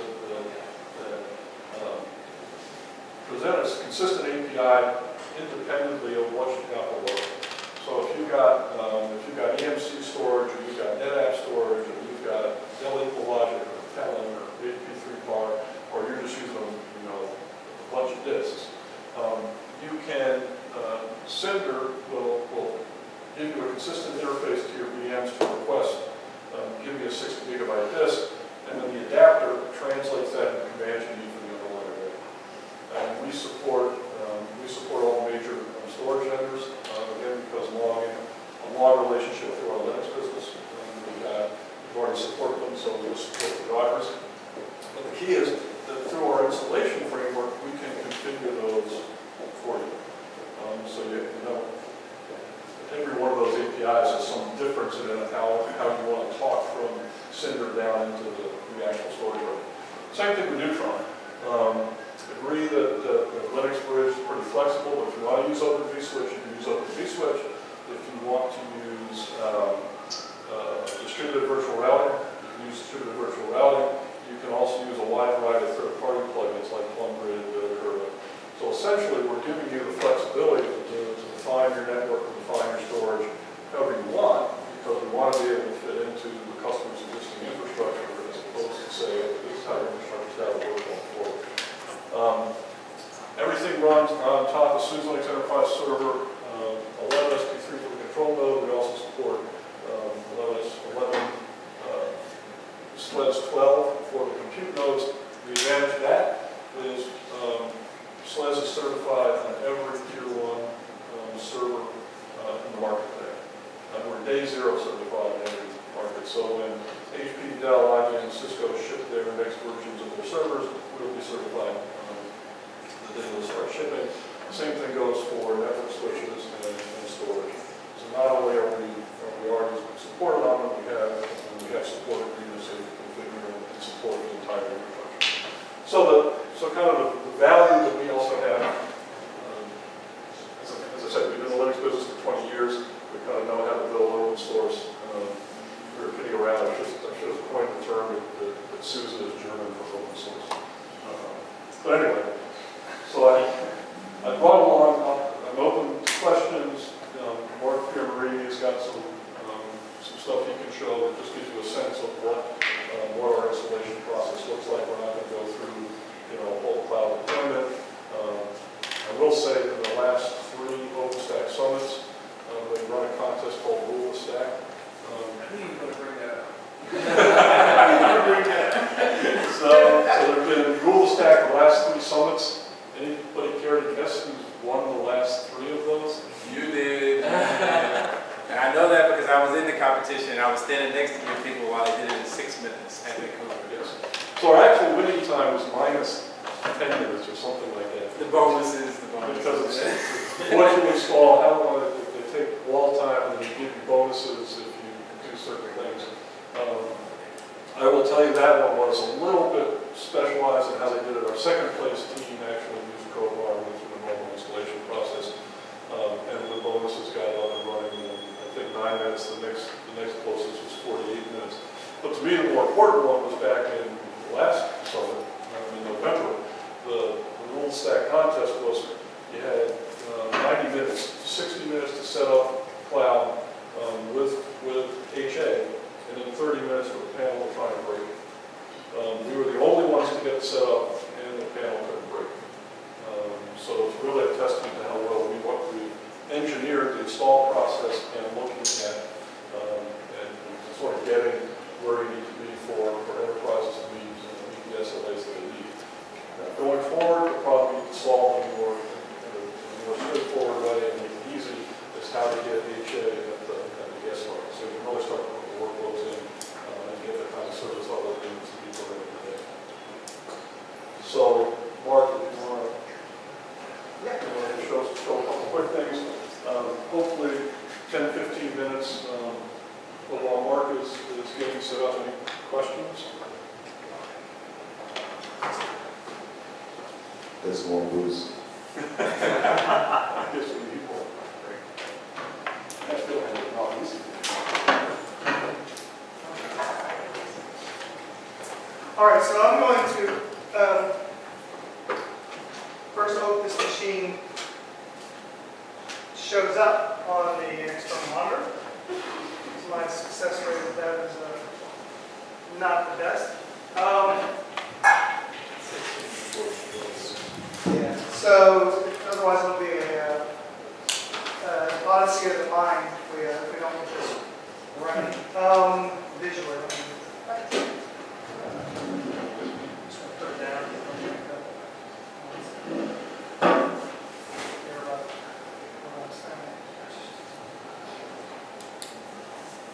That's why you're supposed to ask me questions. So never mind the man behind the screen.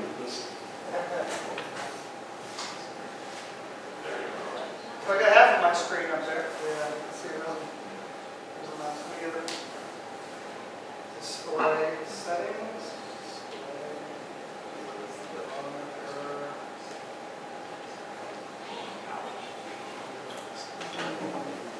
So while we're waiting for this, did anybody not put their name in here? Does it show their name? That's the part of it. You did? I did what I wanted. Right. We're wrapping up with this. What did you win now? Anybody else? Is that the helicopter you learned It's every year to win. Yeah, it runs OpenStack. OpenStack? Yeah, it's OpenStack. Is it OSAT or? No, it's not OpenStack, but it's okay. I'll give them Anybody else?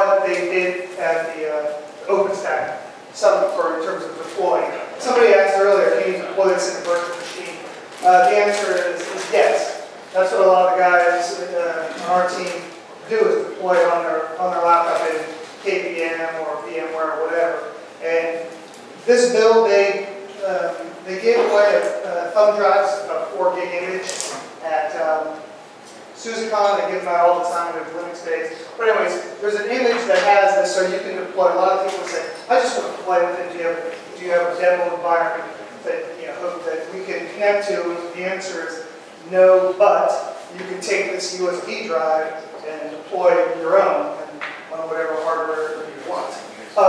So I don't want anyone to pretend that this is the way to deploy. In fact, for demos, it works great for kicking it around, but in the real world, you definitely want to do it a little differently. So what am I going to do?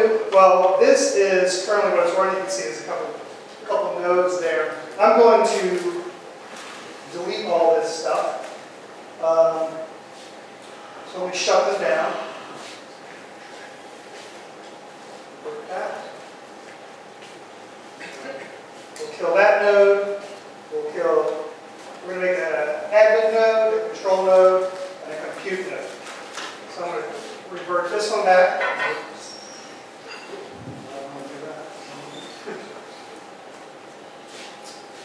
Go back to this one. It's hard to do this with one hand. So you could hold it like. No, that would be presumptuous. I would never lay that down. But somebody else might make it. No, crazy. So I'm going to revert these all back. Okay, so these are literally empty virtual machines. What I'm going to do is for this one, this is going to be the admin node. You can see this is the file that you could, this is what they use at OpenStack Summit. This is what they gave away. I don't have thumb drives here. Why not? Yeah, so, well, first I'd like to make sure that I can even give this thing out. Because this is tip of the iceberg code that's not available. So I want to make sure that I can get it. So anyways, it would be this one. You see they build it every so often. But that's the one that's going to run. So let me do this. I'm going to kick it off. And what it's going to do is, this thing was built, you saw on Pete's slides, and you really can't see it. So let me slide this over. This thing was built with SUSE Studio. Has everybody ever heard of that? So good. So what it is, it's an online system where you build into. This is how the guys on our team do their demo systems. They build it, and then they deploy it as an ISO, a preloadable ISO image. And so really what this is going to do is going to just blast an image out. And that's all well and good. You can see all this nonsense. This is going to take a little while. And then after that, we're going to run some of the scripts to create all the components, deploy some stuff. There's another script that will deploy all the OpenStack crowbar, OpenStack components, bar claims, etc. That's a YAML file. You can see right here, it's going to start deploying that out. You can run this on bare metal, but just be careful. Notice it did not ask you if you wanted to overwrite your base hard drive. So be careful booting off of this thing. That's another reason. I don't want to be the reliable one for hundreds of machines out there getting overwritten in the cloud environment. So that's another reason. So this is going to do its business, and then we'll go into the interface and show it everything. And we'll switch back to this. But while it's doing what it should be doing, one of the things we mentioned. Slides. So let's see if this works. Of course it does. That's not going to be a fun demo. It's seeing it as one big screen. That's actually pretty cool. Yeah. I think that's very impressive. Let me fix this part.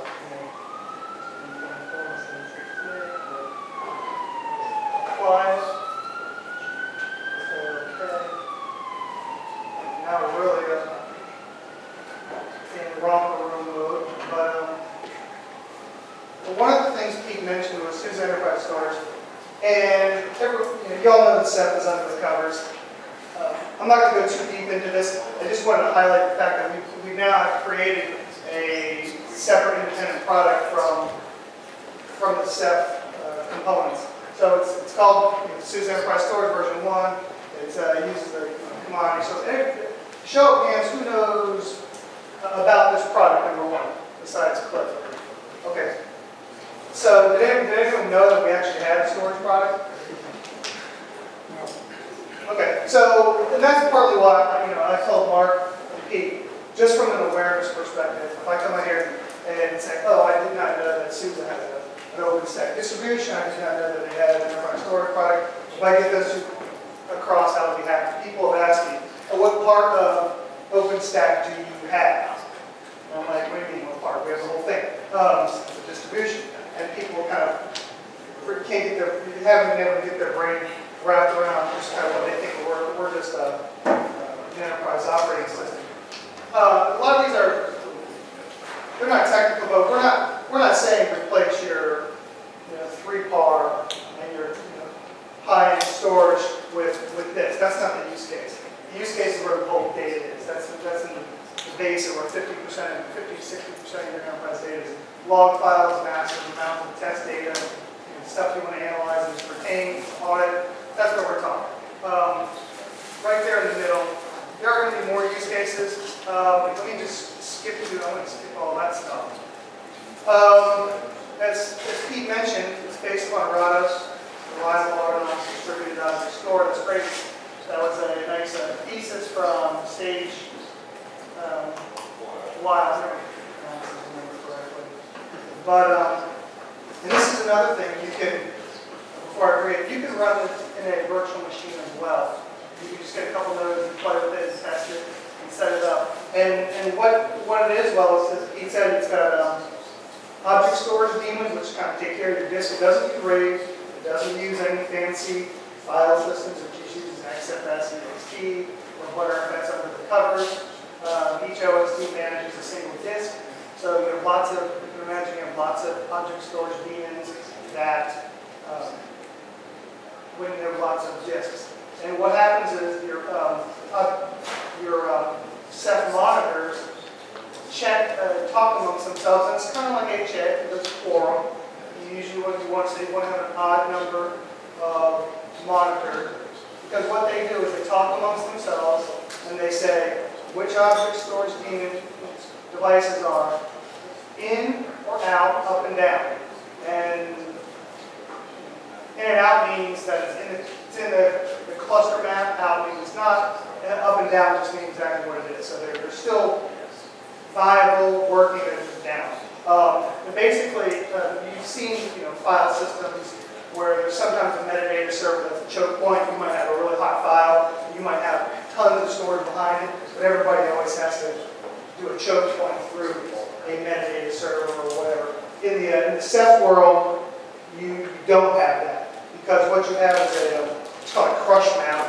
It's basically, I don't want to reduce the guy's PhD down to it, but it's scalable hashing. Crush stands for controlled replication of scalable hashing.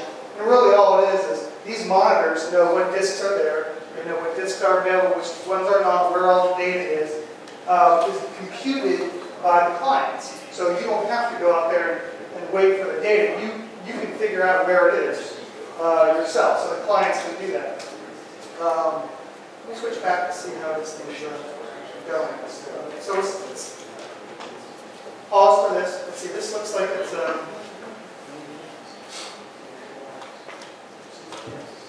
resize this.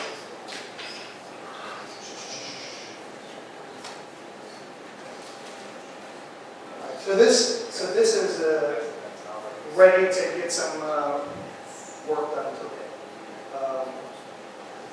What we have.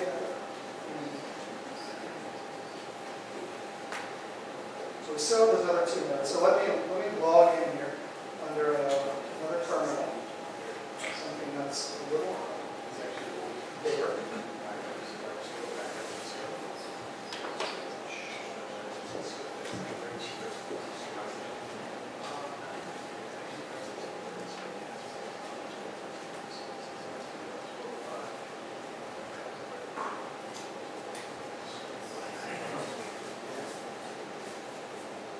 So I'm just going to log into the machine that I created. There's an admin node. Don't use this for production deployments. And now I'm just going to execute a script.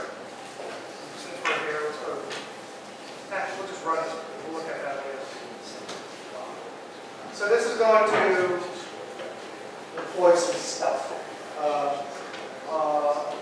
on top of it. We're not going to get this. Is kind of like watching paint dry. We'll just come back to it in a little bit. But I wanted to get this stuff, get this moving on. We'll get to the dashboard in a little bit where we see some machines automatically come up. So after this task, in this timeline, we'll have a compute node and a controller Pixie boot to a SLES 11 SP3 operating system and just kind of sit there and wait. And he gets that Pixie boot information from the SUSE OpenStack cloud. So you can deploy the operating systems from the bare metal on up. All right, so let's get back to this. That Pete said there's a few major points here. Rados is all the technical wizardry there. I know a lot of people think, well, this is some file system that's actually been in the kernel for 7 or 8 years. A lot of code there. We'll talk about the file system in a little bit. That's not something we support, but it's interesting because it eventually will. As Pete said, there's a gateway for Swift and S3, API access. There's the block device, that's what you usually see, /dev/RBD, whatever. And then you can, that's where you usually put your virtual machines on top of. If you wanted to get the utmost performance, you would write your own code with the librados APIs. And that way you get direct access to the crush maps, the algorithm maps, and all that kind of stuff. But if you just want to get some storage out there, most people are going to be using the RBDs to create the devices. Any questions on that so far? I have no idea how much time I have, so 10 minutes? No, you have more than that. You've got more time than 10 minutes. Well, I know as time goes, people start looking at their watches and it's like, well, this is fun, but I gotta get home or something like that. So some of the features, I don't want to go too deep in on these things. The interesting thing I like is the thin provisioning and cache tiering. Cache tiering means you can have pools, but if you have solid state devices and you want to take advantage of those, you can create. So it says cache and tiers. Placement groups are really what they're called. So you can get some performance benefit just by setting up placement groups for your workload data. And then thin provisioning, because it uses because it's got thin provisioning, if you're familiar with the way copy on write file systems work, ButterFS being one of them, that does that snapshotting. It uses a similar thing to be able to create, say you wanted to create 100 virtual machines from one base snapshot. Everybody, like if you go to university, everybody gets 20 gigabytes of storage. How many kids are going to use all 20 gigabytes? Probably not a lot, so you over-provision. In that case, knowing that not everyone's going to use it, but in that case, you can make it look like everybody's got for a certain amount of provision space, but in reality, it's thinly provisioned. So you don't have to actually consume all that space that's going to be unnecessarily wasted. Of course, once they start using the space, it does diverge out. There's no way to coalesce it back in, but as an initial base image for a virtual machine or a bunch of virtual machines, it's a great way to use storage more efficiently. I kind of talked about the block storage and what it is. I know one of the main uses is the KVM backends. You can post this out as an iSCSI connection. Of course, you can still go. This is almost done, so we'll get here in a little bit. So, let's see if there's anything else on that.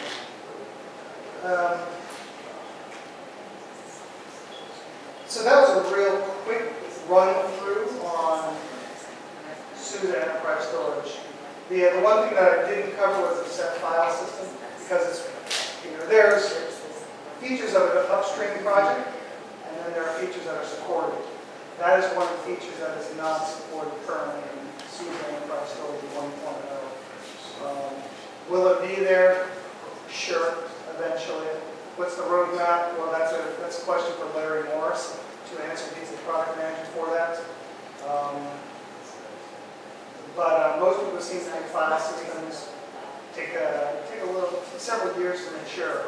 We put ButterFS as the main file system for your operating system in SUSE Linux 12. Prior to that, it was actually Preview. XFS is a big one that a lot of people use. So it'll get there, and there's some unique things about it. But I won't go into it because it'll probably change by the time it's supported. Any questions on the SUSE Enterprise Storage? I'll do that pretty quickly. So you mentioned the cache tier. Is it doing automatically migrating from the cache to the cheaper disk? So, with the cache tier, is it automatically migrating from the cache into the cheaper disk? Does it automatically migrate from the cache to the cheaper disk? You can put these placement groups. You can have some of your placement groups cache, some of them magnetic spinners. And really, what it is it's kind of like when you have a piece of data, you tell it to put it on a certain number of object storage devices. So you tell it to use 2 devices from the first placement group, which would be your SSD caching, and then it would also put it in a third placement group that is a magnetic spinner.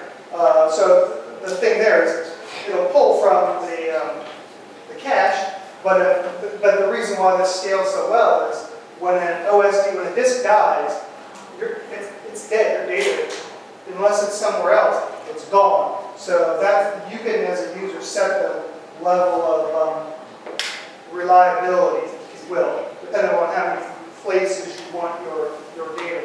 A good analogy is ZFS has a kind of similar construct where you tell it how many copies of your data you want. So that's and then you can start. There's another thing, and I honestly I have to look it up every time. It's called erasure coding. And I'm tangentially off your original question onto storage placement and capacity. There's raw capacity and there's usable capacity. Erasure coding is another one of those mechanisms to help with performance and reliability. How many OSDs can you tolerate being destroyed before you have data problems? And that's an empirical thing you'll have to figure out depending upon how much you want. In terms of, a lot of people ask for stretch clusters. So it's great to have these things on site, and you can make a local cluster of these things if you want. Building A, building B next door. The limit currently is about 25 kilometers for data. That's really just a function of light speed and how long you want to wait for your data. Because remember, when you put data in there on an OSD, they talk amongst themselves to say, okay, OSD number 1 gets it, OSD number 2 gets it, and OSD number 3 somewhere else gets it. And if the third one is off-site, it's going to take a little while to come back and say, okay, we wrote all our data, it's flushed, it's good. It's kind of like a database transaction log of sorts. So, I know you work for Oracle, so I know you know all about transaction logs. Is that considered more like a replication or how do you move data? So I was talking a little better, is that considered more as a replication, like transaction logs, or is it more like a data where it's just time stays, populated? It's more like, it's not deduplicating, it's actually just duplicating, putting it in redundant locations. And then the trickery is where you tell these locations to reside, where these placement groups reside, and in what rack. You can define constructs down to the server rack, the blade, the building, the data center, etc. So you can set up the placement groups with normal human-like constructs for that. So when you're defining your placement groups, you can set those up. So it's as much for reliability as it is for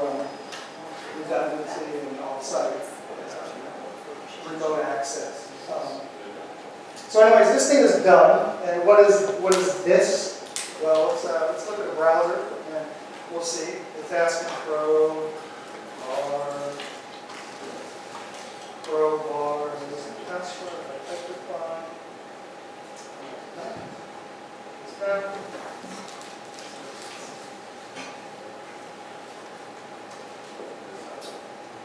All right, well this is not a very interesting thing so far. So what I'm going to do is now put set these two nodes up and start it up. Start button right there. Start this one up. So you'll see these start Pixie booting, and they're pulling off of a Pixie server within this system. This machine's not connected to any internet. It's all running inside these virtual machines. That Pixie server is on the admin node, and as Pete said, you can have 11 SP3 or 12 as your nodes. This one, just in the interest of not making a huge image, just as 11 SP3. And so you see one of them has already registered itself on the dashboard. And then the other one should get there soon. And eventually what it's going to do, we're going to have two machines over there ready to be, I call them zygotes, for lack of a better word. They're going to, the two machines ready to do your bidding. And then we'll give them an alias, and then we'll run we'll show you what the template, the YAML template will be to finish the rest of the deploy.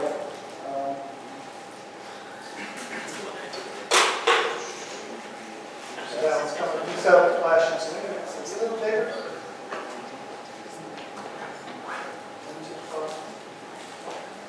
Any other questions on SUSE enterprise storage or upgrades or that kind of thing? How are those nodes that you're currently moving up, reporting that interface is kind of It's just using the API to register itself. And is that, like, how does that work? Is there a key that's built in that allows it to register? Well, there are keys for all the communications between all the nodes. So nobody can just randomly start. A lot of this, if you look at the, we'll show some debug information in a little bit once these things finish up. So yeah, that was live. That one's there. So let's go over it.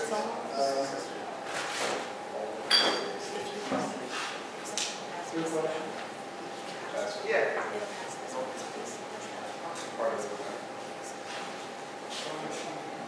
So at this point, what of OpenStack has been deployed?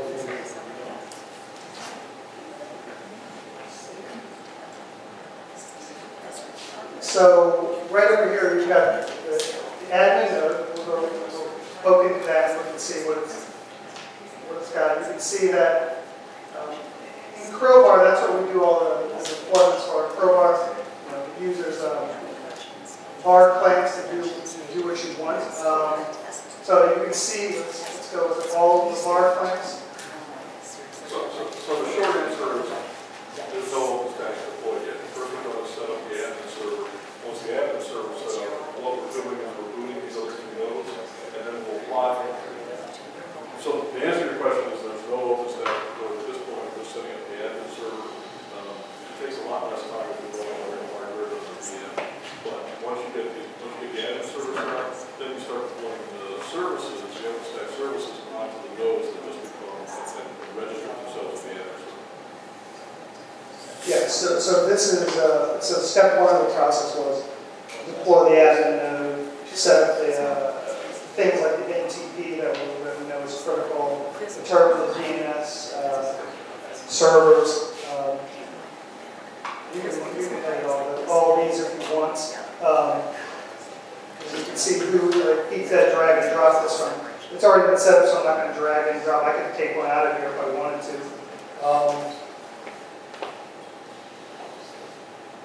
Let's get back to the dashboard. So the next thing was just going to show you the YAML file that would deploy all the bar plans for OpenStack.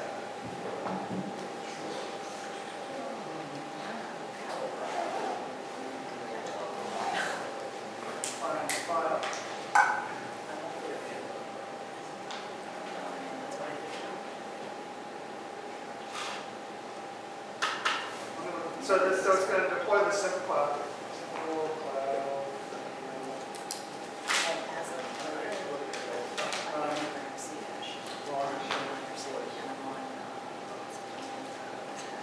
So this is, I'm not an expert on comparing.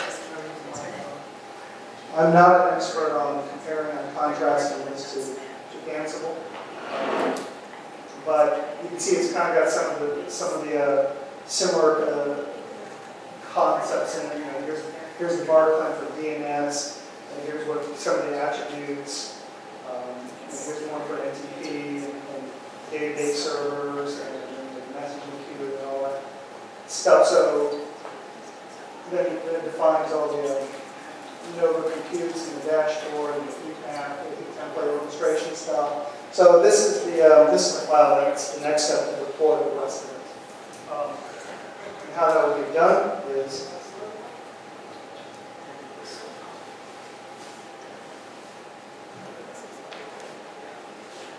so this is the syntax for running it using the crowbar command line interface. You can do it all with the user interface, but why? If you just want to get it running and you know this is the demo you want. Some of the guys that I work with, they create one of the demos used a different YAML template for crowbar to deploy highly available speed. So to your question earlier, right in front of the access and security and all, you'll see a lot of stuff go by with authentication. So you just scroll back up.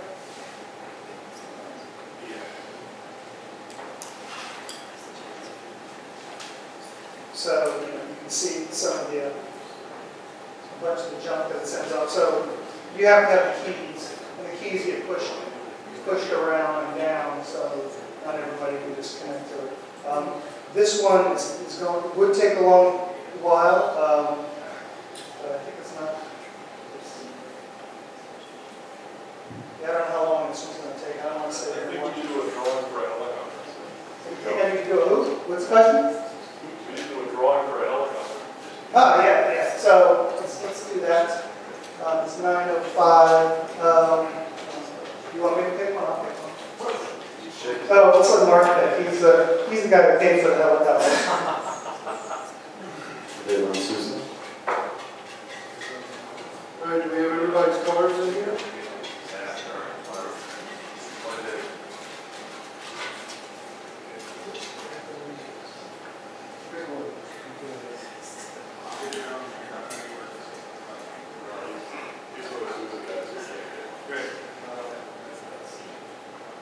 Courtney Ferry. Hello. Come get your helicopter. Nice. Oh.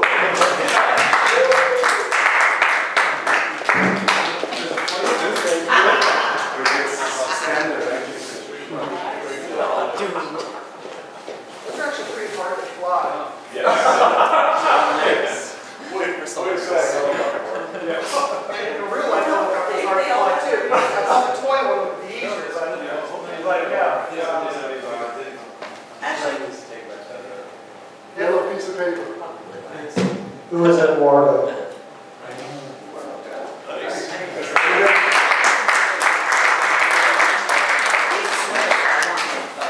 Last one.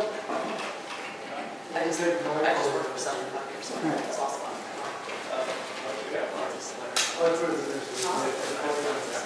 That's OpenStack running on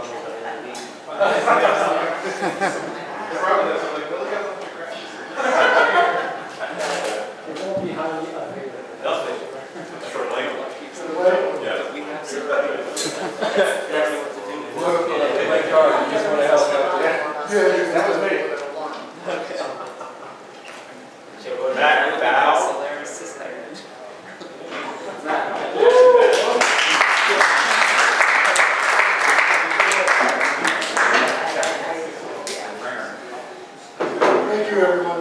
so it's still running.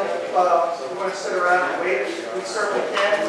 What's the expectation after this next? So the expectation after this would be the completed system. And if you want to turn this into the analogy of a cooking show, I can start up the equivalent node that I had, in VMware, run it, create a neat template and build, deploy a log. But you can see it's still doing its business on the system. Am I going to finish in negative 10 minutes? No, but I don't think I'm giving the speed award with this one machine. But the notable is you can take this and get a functionally deployed cloud with an admin server and a control node and a compute node and play with it yourself. And if you wanted to hook it into VMware or Hyper-V, not yourself. I guess you have a question? It actually looks very easy to use, particularly for the crowbar point of view. Not that a lot of people might be willing to do things visually. But I just wondering if crowbar actually allows you to create the demo files by dragging and dropping network and compute nodes and so on. Yeah, so this is actually a bash front-end and so we actually show the barcodes. Go to the OpenStack barcodes. So what most customers do is, as I was talking about, you go through this called pacemaker first, and then high availability. Then once you set up your cluster, then you install database, install MapLab2, and you can see it leads you down to the exact order in which you set up all the projects. Why don't you do an edit on or do an edit on the database? So if you go into the raw, just click on raw there. So this is the actual file that you're building to go into, that you actually turn over into Crowbar and the Chef to automatically deploy it. The YAML file is actually just a bash file that calls the bash interface. But you can edit this, or you can just take these files. And why don't you go and show, just go back and show, like for example, let's show the system.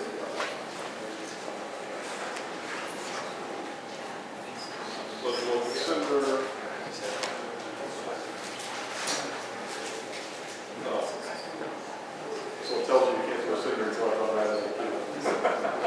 So it protects you from doing things out of order.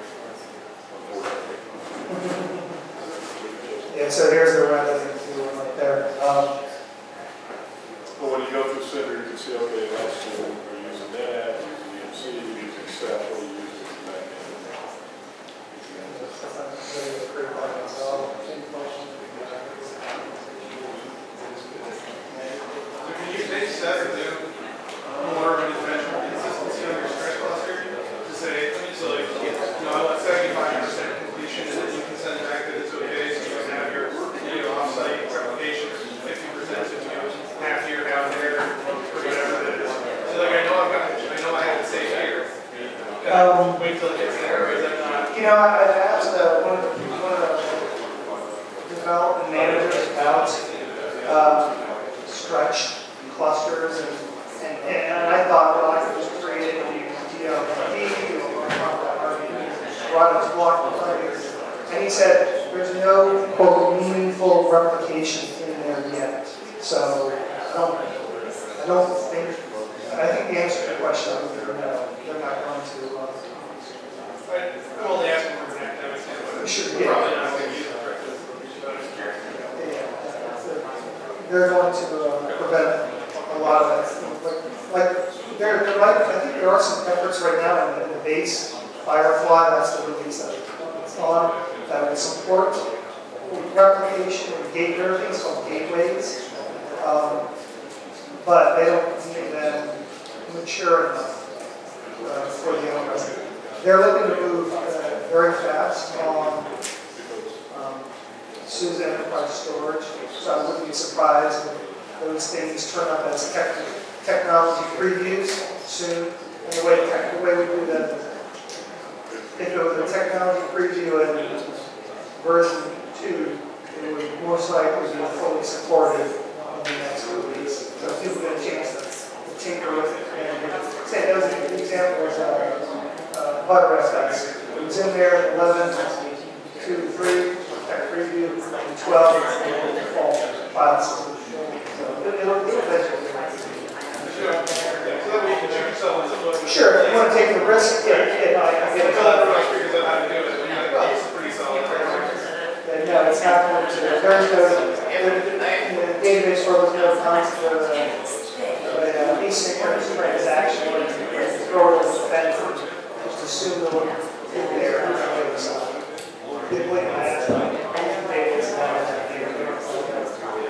So it's still doing stuff. So we can assume it's coming. Well, it's still doing it's still there's soft. I see those things kick out. It's still doing its stuff. I'm not going to.